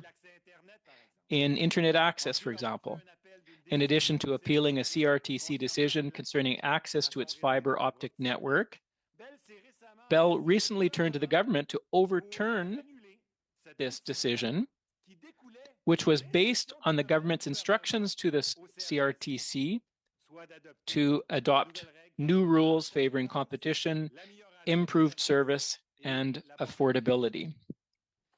These are few examples of the headwind facing new players like Quebecor as we seek to provide Canadians with better telecommunication services at better prices. The incumbents will do anything to protect their monopoly for as long as possible in defiance of government policy. Tous les moyens doivent être mis en place. So all means must be put in place to respond to the public interest and make telecommunication services more affordable, while Freedom respects its commitments to lower wireless prices. National incumbents must now respect the rules imposed on them to achieve these objectives. Thank you for your attention. Merci beaucoup, Monsieur Pelado. Alors, pour commencer la discussion, je céderai la parole à Monsieur Williams pour 6 minutes. Thank you, Mr. Pelado. Mr. Williams, for a 6-minute discussion. Being here today, Mr. Pelado, and for the rest of the witnesses here today. You know, you come very famous as a famous man, not just from your reputation, but also from the minister who talked about you being the fourth player. So the fourth player, which was going to solve all our problems in wireless here in Canada, which was great. And of course, I'm already hearing some of the problems you're facing is what Canadians have faced all along and what we've faced across not just your industry, but all of the oligopolies we have across Canada. You have right now 2.3 million customers, about 6% of market share. But if you're really going to be a fourth carrier in Canada, you need to get to at least 10%, based on a lot of research we've done. That means massively growing up. We know the conditions that the minister put on the sale of Roger Shaw, and that part of that was you're going to be developing 5G. How many years is it going to take to develop 5G for Freedom across all of Canada? Just to make sure that, you know, we're on the same numbers, you mentioned 2.3 million customers. We have 3.8 when you combine Videotron and Freedom. And we're growing every day. So, you know, we look forward to continue to make sure that we'll be able, you know, to serve the Canadians as best as possible with, again, you know, the best prices. I guess that, you know, seeing those numbers shows that at the end of the day, you know, money talks. And when we're able, you know, to offer better prices, Canadians will get new services. And this is, you know, our experience since we've been taking over Freedom. We mentioned, you know, 5G is certainly something of importance. You know, we're growing our network. We're considering that, you know, we will continue to grow. In the meantime, what we need to have, and this is something, again, you know, where the incumbents are always delaying. You know, these are the strategies that we've been, you know, facing for so many years. So instead of having access to MVNO, you know, with the price that we need to get, and then, you know, we will build after the policy. And this is what the CRTC said, you know. You'll buy spectrum, for which, as you probably remember, the price is very expensive. So if you are a telecom operator, you have the right to buy spectrum. Once you buy the spectrum, you have the obligation to build. And the time frame to do this is 7 years. So we're in the window, this window. We think that we should start, you know, with MVNO. This is what the thinking of the CRTC was, because you cannot build, you know, a network in 2 days, in a weekend. You need, you know, to build day after day, week after week, month after month. In fact, you know, like we did in Quebec, because when we started, we had nothing. We start, you know, building our network, and today we have full-fledged 5G across the province. And we look forward, again, you know, to continue the same strategy that we've been able, you know, to have in Quebec. And I don't want to interrupt you. MVNO I only have so much time here. So you're saying about 7 years to develop that network across Canada, which is going to be a significant amount of time. we're here today because Rogers is going to increase its prices. So something that happens when you talk about the monopolistic, oligopolistic practices of these companies, they will raise prices. Rogers is not playing ball with you when it comes to the MVNOs, sharing networks. They're also going to be raising prices for Canadians. So to ensure that we have that competition, we need to have you, as many places in Canada, developing 5G to be able to be a viable fourth player. Do you think that you can be a viable competitor? Do you think you do have enough time to compete against a big company like Rogers and others like Bell and TELUS? Or is it just going to take too long? Yes, we do. We do. But, as I mentioned, we need some help.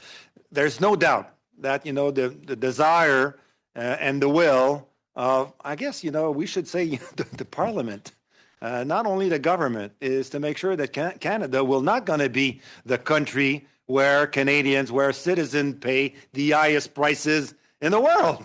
And this is not acceptable. But to make sure that we'll be able, to get this result, you need to have proper regulation to make sure that you will enhance competition. And we think, and this is what we experience now, other than, to see the incumbents delaying our strategy, to move forward.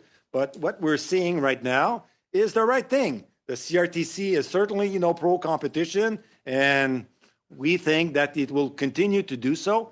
As you know, there's audience tomorrow, and we will continue. Well, on the wireless, we believe that the policy which is in front of the Canadians are good.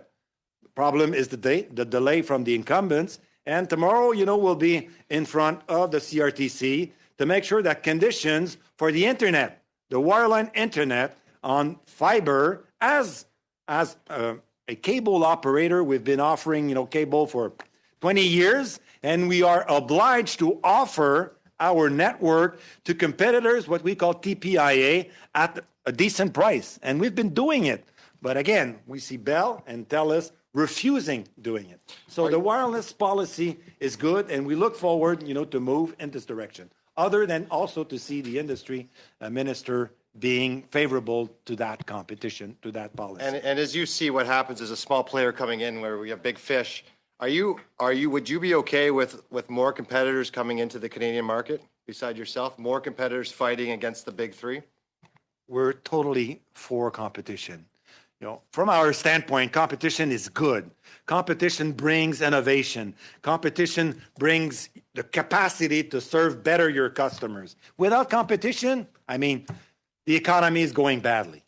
And this is not the kind of culture we have in our company. We've been always in a competitive environment, and we look forward to change this. In fact, being a media company originally, in the newspaper business, in the printing business, in the pulp and paper business, this is what we were facing. And not only local competition, we were competing also internationally. Pulp and paper was really international. When we arrived in the telecom business, we found out about monopoly everywhere. And you know what? We like it because, we want to change the things. And I think that we've been able to do it for a while. Thank you, Mr. Pellado. You're speaking our language. Thank you very much, Monsieur Gaillard. La parole est à vous. Great. Thank you, Chair. Thank you to the witnesses and especially Mr. Pellado for appearing before the committee. So my question generally is along the lines of, we know that telecom prices tend to be lower in parts of the country where there are other service providers outside the big three, especially, for example, in Quebec. And I'll give an anecdote. Recently, I was looking to switch my plan. And I was doing it in Ottawa on my cell phone, and I'm like, this is such a great plan. It's with one of the big three.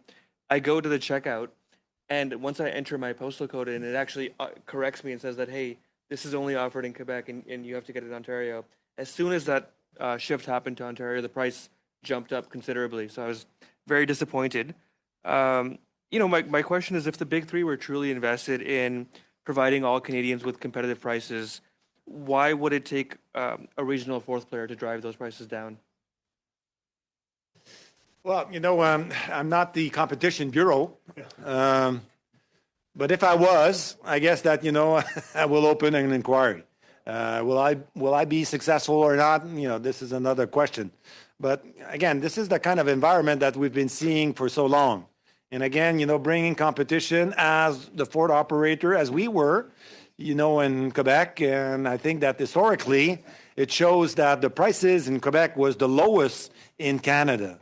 Again, when the Minister of Industry, when the Competition Tribunal, and other people involved in the Shaw-Rogers transaction considered that, it would be a good thing for Canada to spin off, the Freedom Mobile asset. Obviously, we at the beginning, we were there to raise our hand. And you know what? We were not invited to the party at the beginning. Why? Because I guess that the experience of seeing competition was not something that Rogers was appreciating. So for whatever reason, I guess that at the end of the day, in the public interest of Canadians, we finally were able, to buy Freedom, to operate it, and to introduce a very competitive environment, a real one. So on that, how did the deal impact prices? Do you have stats that you can share on that? How did the deal impact the prices that you offer? Can you share any stats on that? Yes.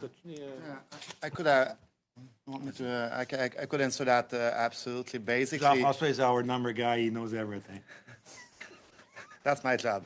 So basically, when we took over the Freedom side, there's two things. First of all, there was the current price that Freedom was putting in front, and basically, give you an example, we were selling about 50 gigabytes for $65 on a non-5G network with non-nationwide coverage.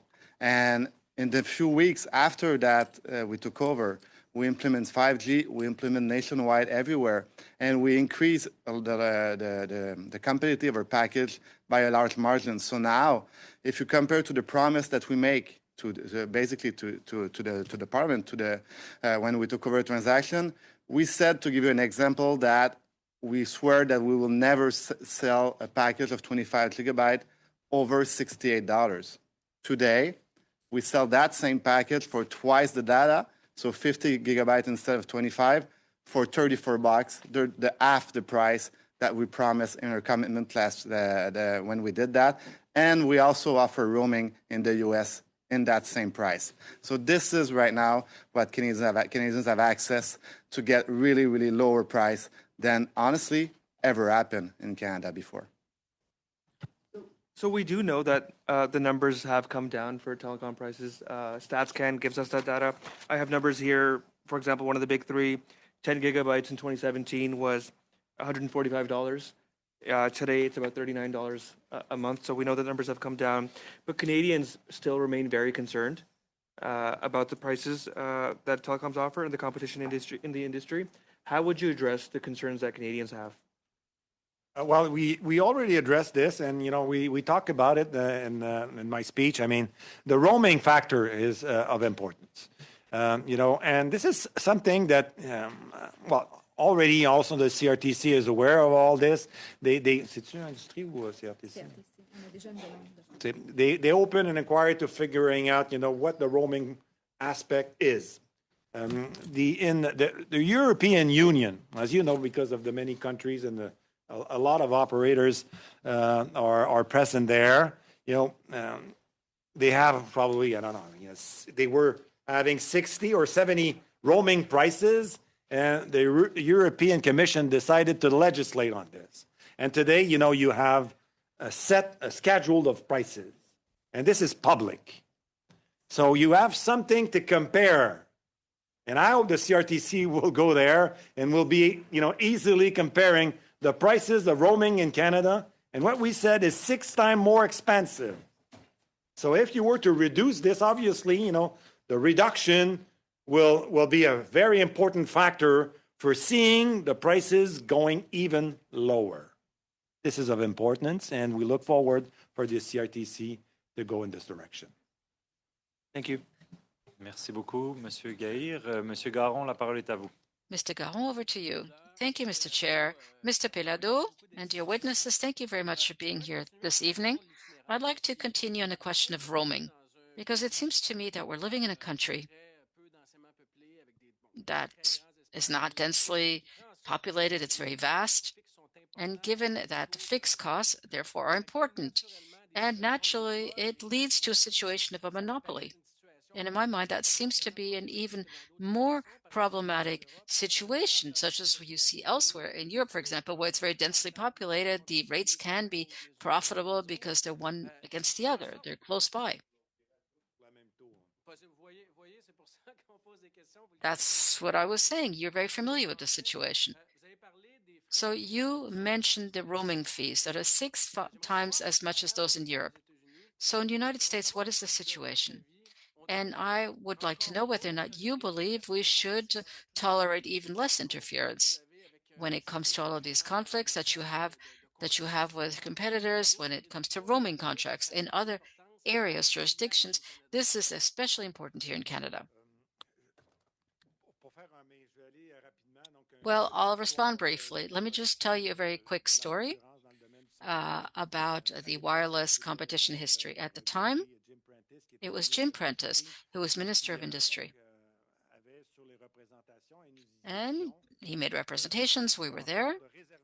He had reserved some spectrum to ensure that competition could come in. There were further conditions, that is, a sharing of infrastructure as well. Because why would we build three towers, one next to the other, one Bell, Telus, Rogers, and then a new one, if we can rather all be on the same tower? I don't know if you've ever go to the United States. In fact, that is a business model, is that the towers no longer belong to the operators. They belong to tower cos. So as you'll see on the towers, there are radios from all the companies. Here in Canada, we've decided to work differently. So to a large extent, we were compelled to build our own towers, to install the radios, and on these buildings. So clearly, it isn't the best solution. And then there's also been compulsory roaming, because we had, when we left a certain area, we had to be able to access another area. And we did this with Rogers, but Freedom did not have that privilege, by the way. So every time you would change region, you would lose your connection. You had to call back. And this was a very poor customer experience. All of this has evolved. The conditions have changed. I do believe that the CRTC has well understood the issues, because sometimes we have to get into the nitty-gritty, and there are many issues. So as we say, sometimes the devil is in the details, and I think that's why I put forward this explanation. But I think the CRTC and the Ministry of Industry are very understanding of these issues, and I think they're moving towards a resolution. However, what we are facing, and it's always been the same thing, is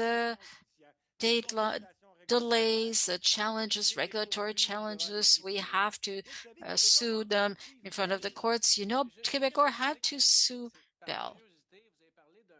D'un appel, d'un arbitrage avec Rogers. You talked about arbitration with Rogers. What is it about arbitration you cannot go onto appeal? What's the definition? I can't disagree with that. What's specific about arbitration is to avoid using the courts. Just a moment, Mr. Prado. Somebody said the translation is not working. I don't know. They're remote. The interpreters are remote. Is it working? Still not working. Is it working now? Is it better? Okay, fine. So we deal with this on a day-to-day basis. We have the numbers man and the regulations lady. It's very interesting what she's going to say. Just briefly, an arbitration decision cannot be reviewed by the CRTC because it's mandatory. It can only be applied in court, where when you say it's not normal to appeal an arbitration decision, it's impossible. When you said that, I was a bit surprised because it seems to be unusual. But when the Rogers short transaction occurred, it caused a lot of talk, and people were able to get Freedom Mobile. And then there was a U of T professor who described that transaction as being a way of kind of reshuffling the chairs on the Titanic, whereas the iceberg is there in the broader picture of the market. There will be a shortage of competition for a long time. And what they mentioned is that the competitive environment in Canada leaves little room for new players. You're an unusual case in this, and ultimately there are going to have to be foreign competitors entering Canada. Is it inevitable to have competitors from foreigners or from the US that come into our market, so the Canadians stop being the ones who have to pay the highest prices in the world for cell service.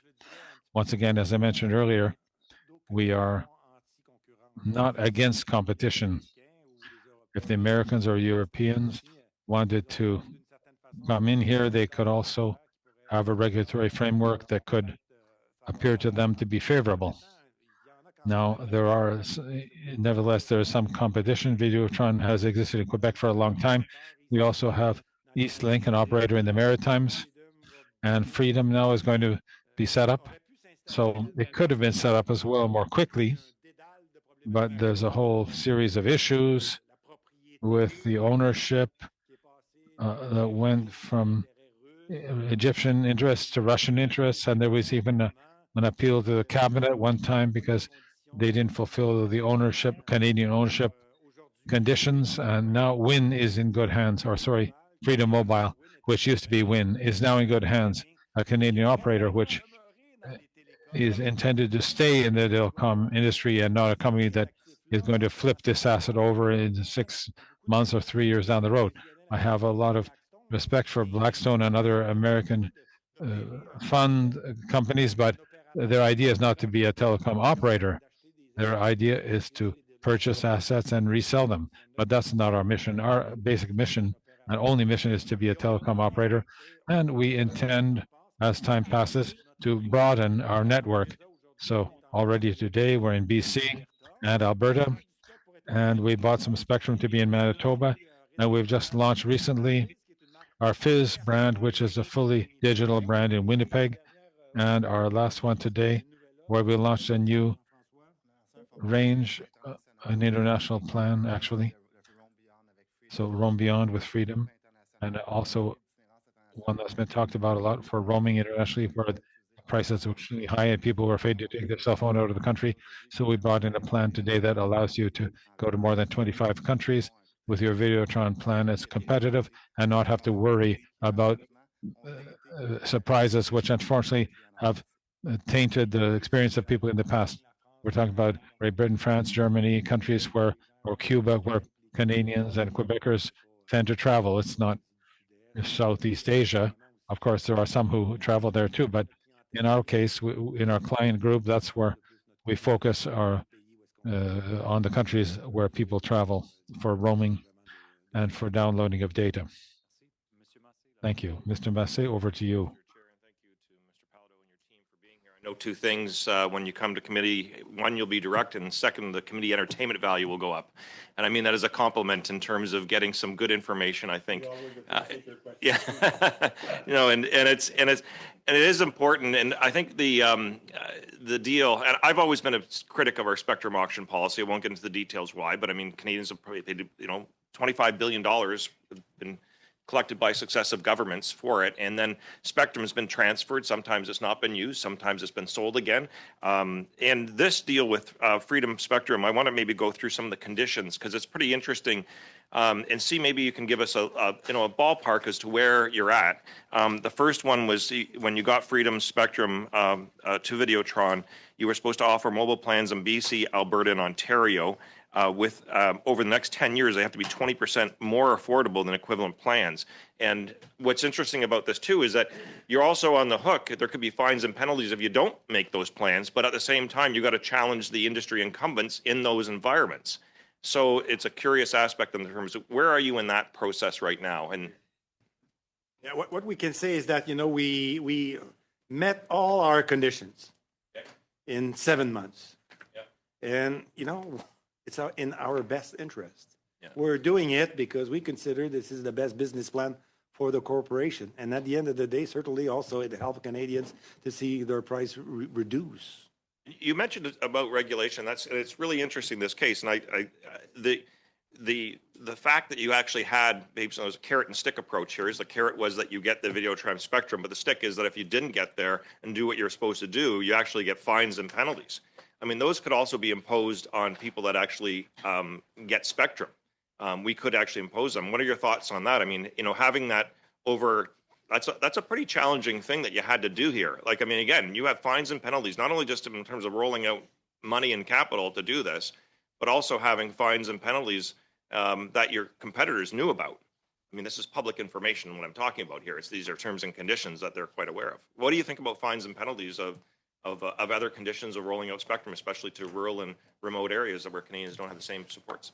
My understanding is that those fines and penalties are conditional to the transaction of freedom to Videotron, and also from the industry to make sure that we will be able to introduce.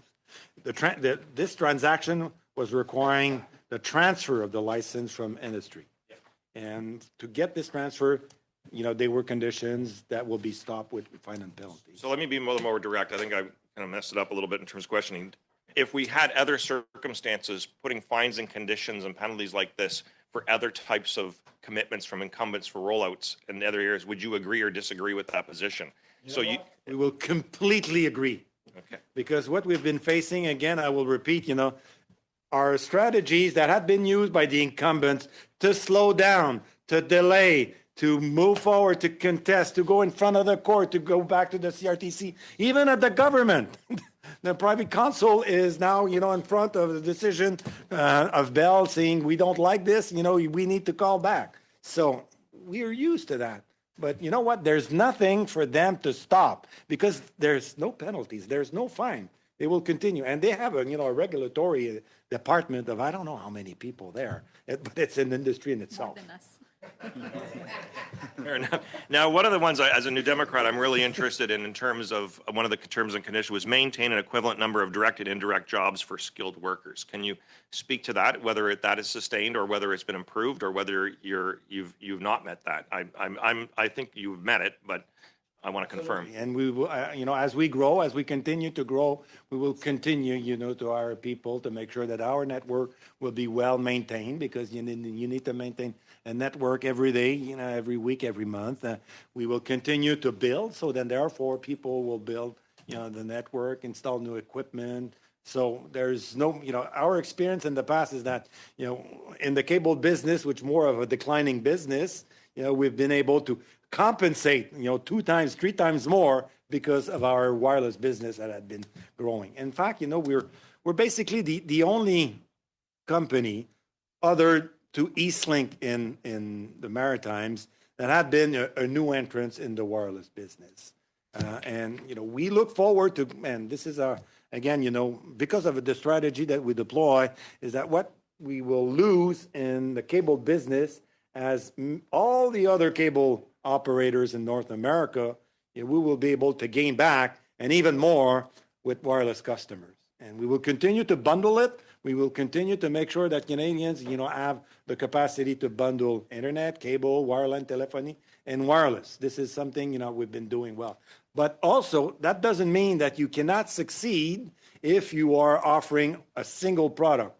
But what we're looking for is to continue to bundle, and this is what we will discuss tomorrow at the CRTC, to have access to the wireline system to be able to bundle wireless and internet access with others people network, but at the beginning to be able to build it in the future. Thank you, Mr. Chair. Merci, Monsieur Généreux. La parole est à vous. Thank you, Mr. Généreux. Over to you. Thank you, Chair, and thank you to the witnesses. Mr. Pelleau, I understand that with Ms. Tabet, you call on her a lot for regulations because you're competing with 3 of the big players with hundreds of people, and she's overworked facing off against all those people. So, listen, I anticipate that the other players are going to come and tell us possibly in the coming days and weeks that inflation plays a role and interest rates on the costs of their inputs and their staff and so on. How are you able to, just to tell you, Jacques is behind you, who is here in Ottawa. He sent me the new plan that Mr. Lescott talked about earlier, which is quite exceptional. I think it looks very interesting as a product. How are you able to offer a product like that today with the increasing costs that we see everywhere with inflation and wages and so on? Well, listen, the business culture, we respect our customers. Our customers respect us. We offer high quality products. You know, Netflix has existed for quite a number of years now, but we already have with Club Illico, we've launched a streaming service with Quebec Productions. We launched wired telephone, which was subject to a monopoly in Quebec, going back almost forever. So the day that wired telephone was offered to Quebecers, can you imagine that the phone started ringing and we couldn't answer because there were so many of what we call bell haters who wanted to come in and get a supplier other than Bell. And this is something that was part of their DNA. So we gained customers, and we did this with more competitive pricing, and we continue to generate important financial flows, which we reinvest systematically. And are the others doing the same thing? I'm not sure. I don't know. I think that, if I'm not mistaken, in Quebec, you share towers with Rogers. Is that right? What do you do the same thing elsewhere in Canada? Because with the service that you offer, with the new products, I imagine you have collaboration agreements with other partners. You're not going to put new towers in the West, even if you have, you know, not those products, but those agreements that you have. Are they advantageous? No, we don't have any agreement with the other operators in Canada. Outside of Quebec. And it's true that we did have an agreement with Rogers and even a common project which was called TeamNet, where the network was operated by both companies. So you could install our equipment on the same tower.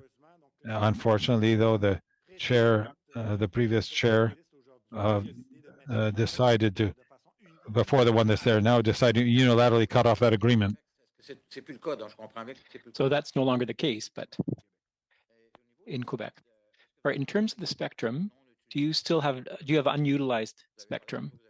You said that you had 7 years from the time of purchase, at the auction time.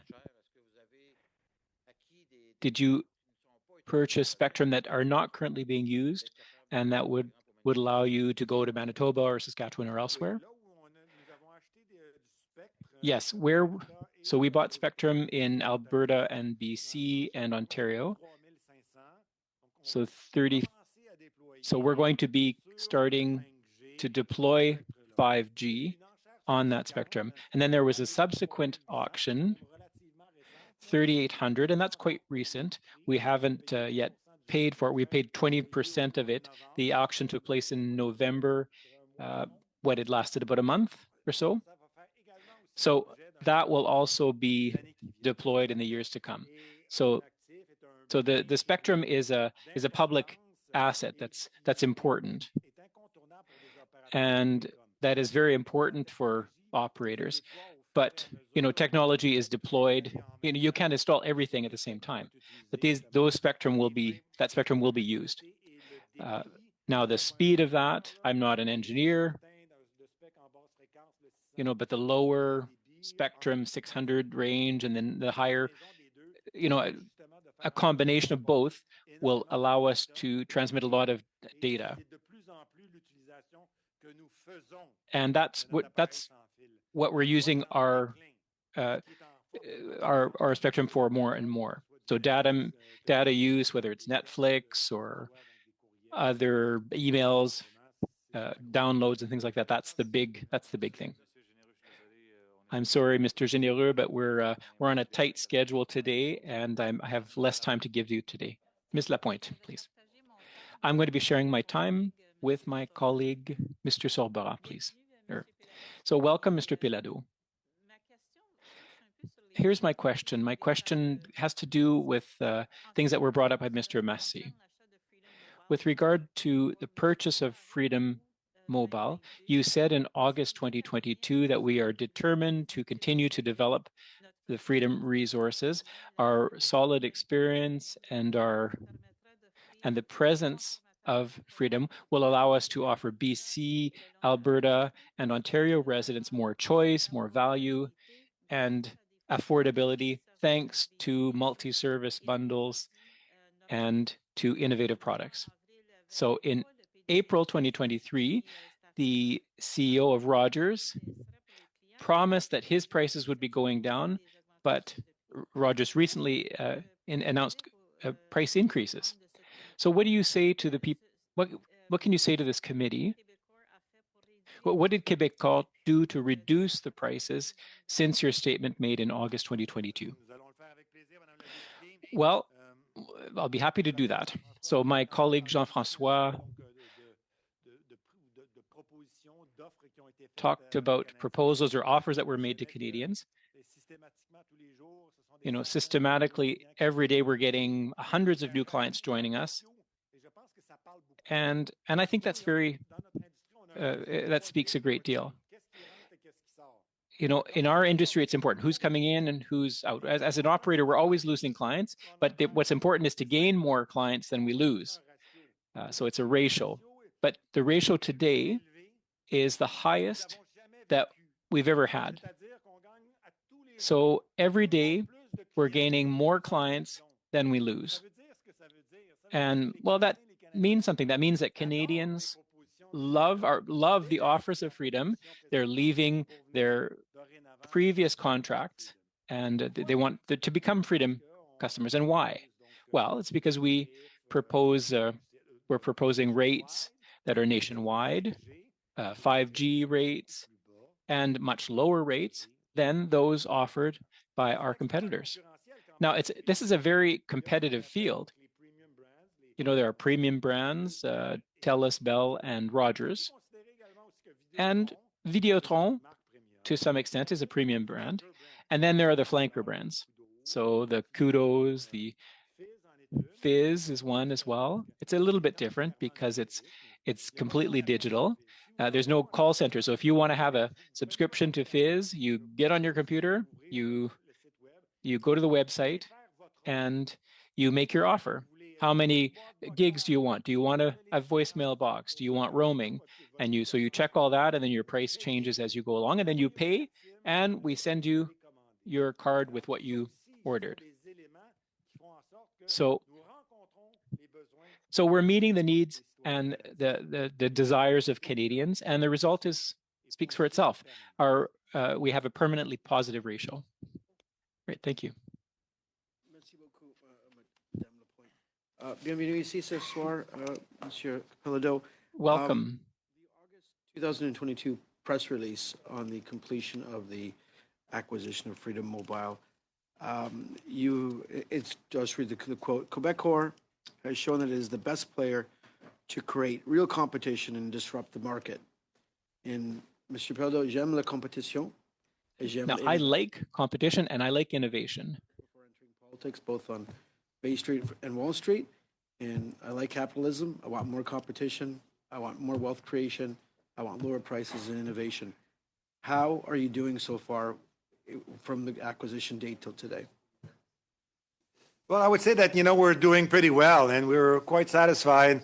We will release our numbers, our Q4, fourth quarter numbers next week. And again, I think that, we'll be able to show, what we're able to deliver there. And I completely agree with you, I think, and I mentioned it earlier, innovation is certainly something of great importance. This is how, I think that it is what it is, We know that in a globalization world, we compete against other countries. And we want to make sure that, at this game, we will be successful. This is why innovation is certainly one of the most important factors. And by introducing innovation in our own companies, we participate in this capacity to innovate and to be able to be a winner in this game. So we innovate, with Fizz, I just mentioned to you. We were the first Canadian telecom company to introduce a full digital company. We were the first wireless company to introduce nationwide. So this is, and we look forward, obviously, not going to give you all the details because we don't want, to wake up competition. They'll wake up after the introduction of our offers, but we are far from being short of new solutions. No, and I would imagine if I looked at your financials and looked at ARPU, your average revenue per user, and your net new subscribers, in where you operate, that I would see extreme growth. Final question, I'll be very quick. If a Canadian consumer of a wireless product, many of us travel abroad, we see the similar experience when we go to Europe. You can buy a SIM card, load a bunch of gigabytes on your data on your phone, very cheap, very easy. If you had to explain to one of your customers the differences between their experience here in Canada versus other jurisdictions, what would you say to them in their experience? A brief response, please, Mr. Perez. Well, come to see us, look at our offers, and, you'll be able to understand very quickly that our proposal are better. And now we're, I would say, in a better position to compete and to compare with other prices that we are living elsewhere, mainly in Europe and the United States. Merci beaucoup, Monsieur Garon. Merci beaucoup. Je vais faire ça vite parce que de All right, I'm going to go quickly because our chair is less liberal than usual, and I think that's a very good thing. Just with the time, yeah, just with the time. Oh, okay. It's always important to specify there. All right, I want us to talk about roaming. No, okay, so we're going to see, we're going to be receiving your competitors, and we'll be asking them questions on the roaming agreements, because I think that's very central. Those play a central role in the cost. Now, these are expenses, and they'll tell us that towers are expensive, the territory is vast. So I would like to know, how much does roaming actually cost? I know that there are fixed costs and that their variable costs are very low. Maybe there's a congestion cost, but how much does roaming cost, and why is it so expensive? Well, that's a big debate. We're trying to, we try to set rates and costs. There's a number of formulas and scenarios. And you're right. They're all saying the same thing. They keep saying that the country is big and we need more towers. Well, everybody knows that. We're not the only big country in America or on the planet. And if we compare ourselves, that we see that our prices are far higher. So it's a cash cow for them. Okay, well, so you said that roaming is six times more expensive here than in Europe. But if we offer the same prices in Europe, would it be profitable? Of course, it would be profitable. It's like when they say they're going to stop investing, it's always the same thing. Do you think for a single moment that they're going to stop investing? There's no single company that stops investing, because as soon as you stop investing, then you get taken over by competition in the market. So, and it's more problematic for Bell. Their technology.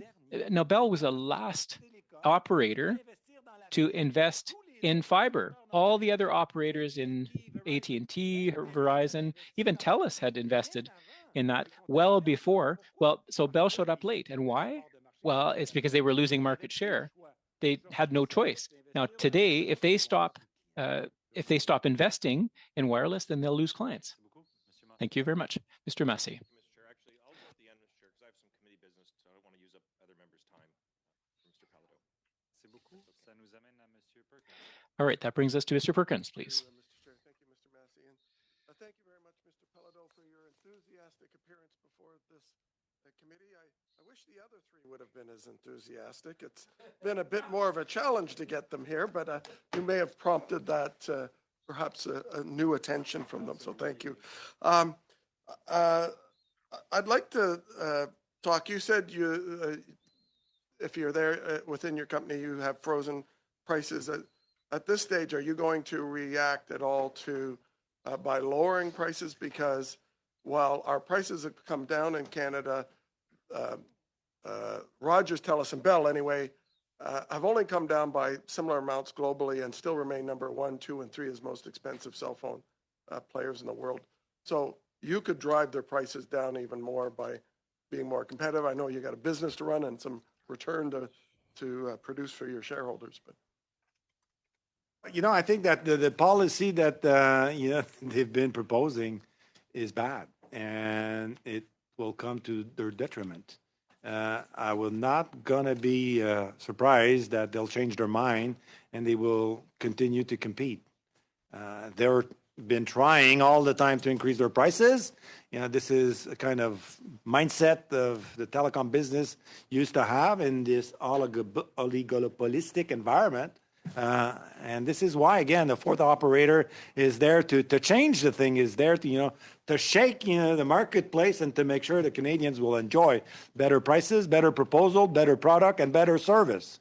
Because it's not only prices, it's also service. How many times, we've been hearing from Bell that a very, very poor service. We're servicing our customers the way that they would like to be served. I get that.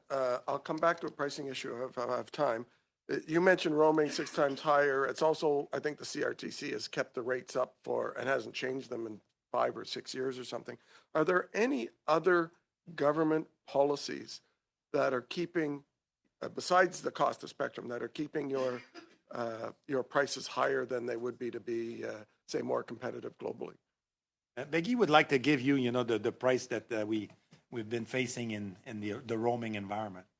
In addition to roaming, is there anything else as well? So roaming is very high. It's a very important component for us to compete in this market. Just to give you an idea, Bell is the regulated tariff is $13.67, while in 2004 in European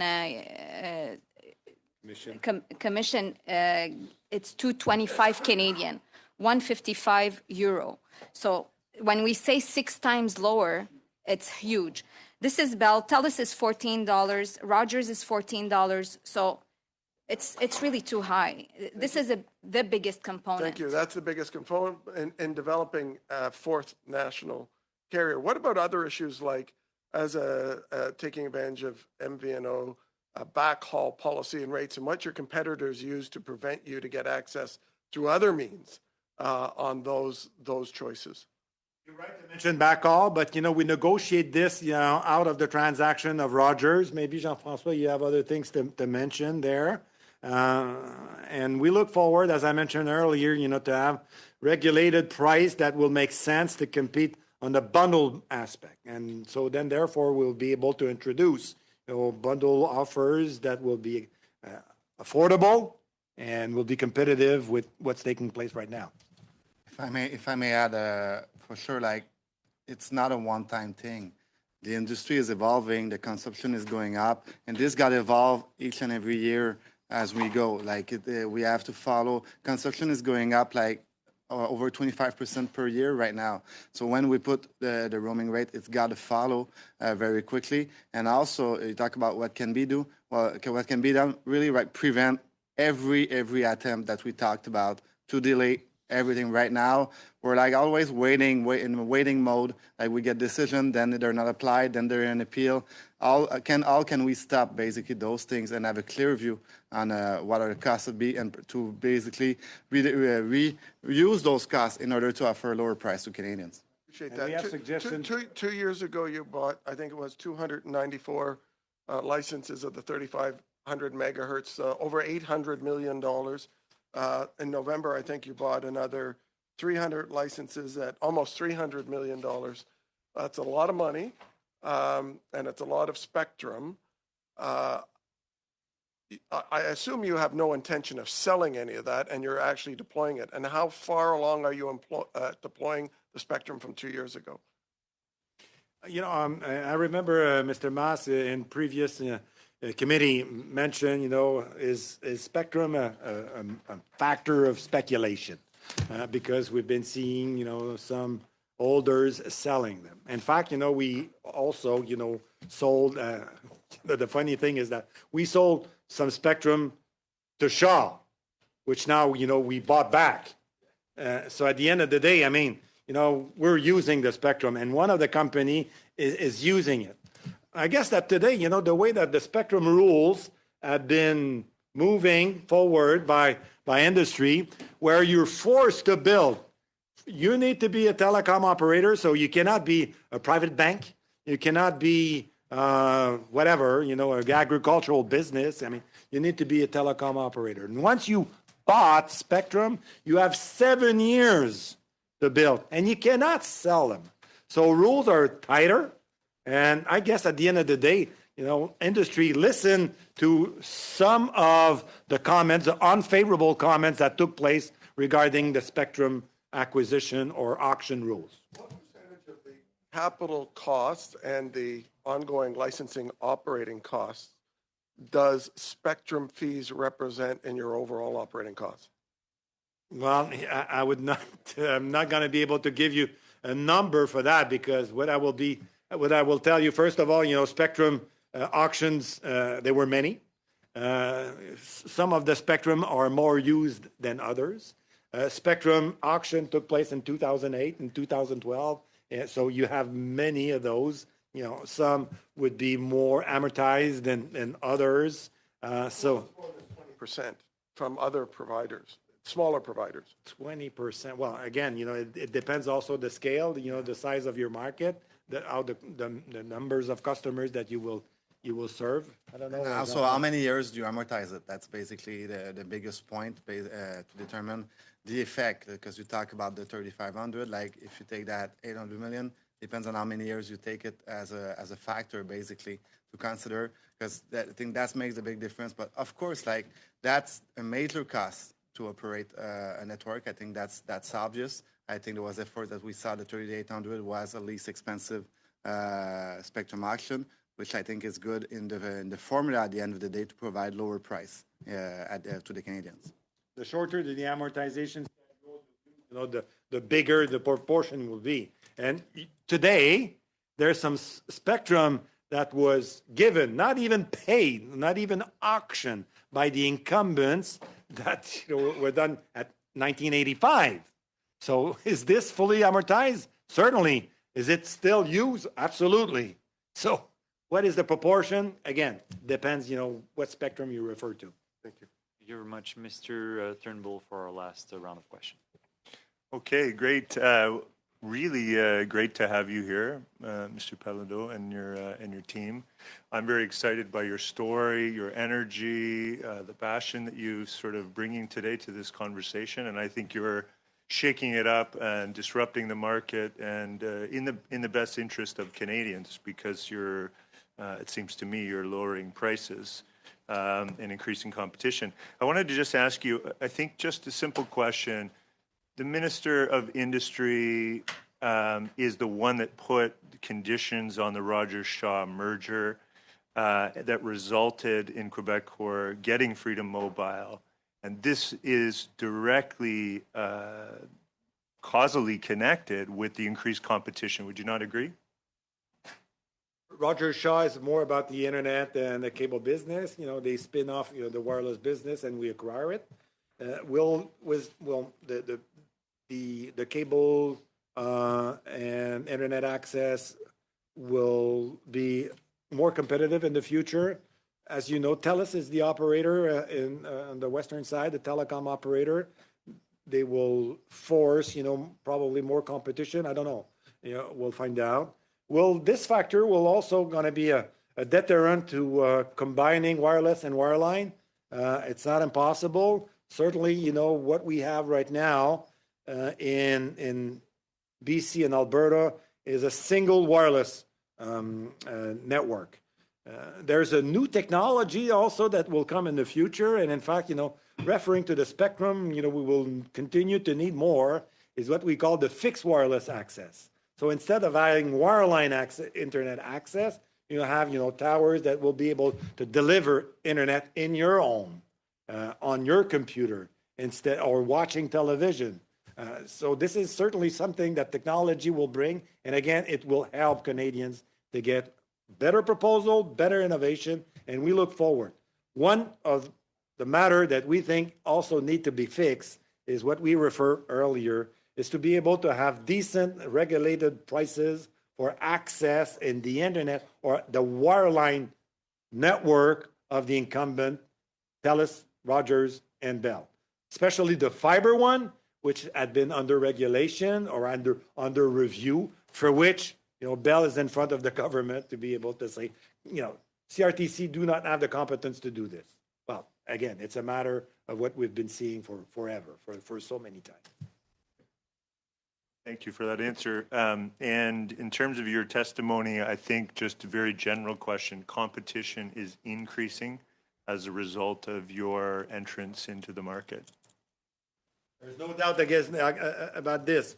I'll show you something I think is interesting, you know. Obviously, as you can imagine, you know, we're looking about prices every day, competitors' prices. So I guess that, you know, we have a leader. Yeah, that's right. So these are promotions, well, not promotions, these are proposals by Bell. So it started, you know, at $85 for 25 gig. So that was last year, basically. Last year. Now, this year, for 75 gig, it's $65. So you have more gigs at a lower price. Why?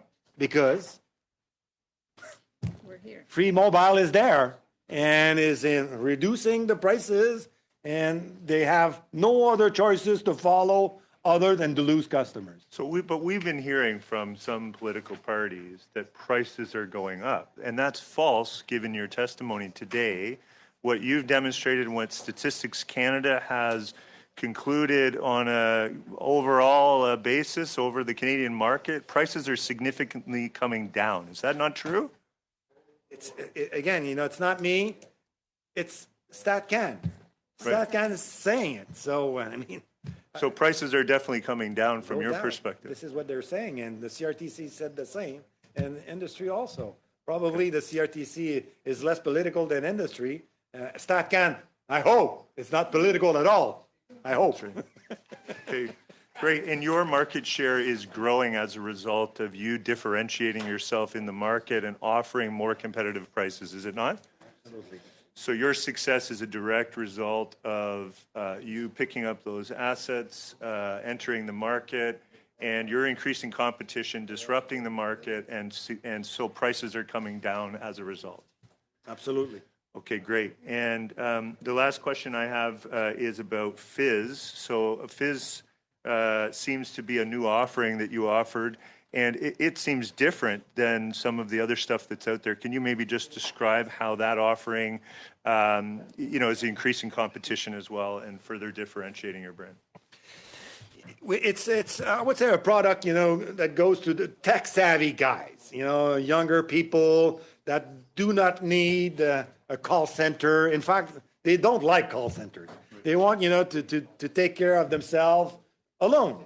So they go on the web, they order what they want, they can fix their problems. They have a call center, but it's not a call center. If you have a problem, you use your computer, you use your phone, you ask the question, and we'll answer to you.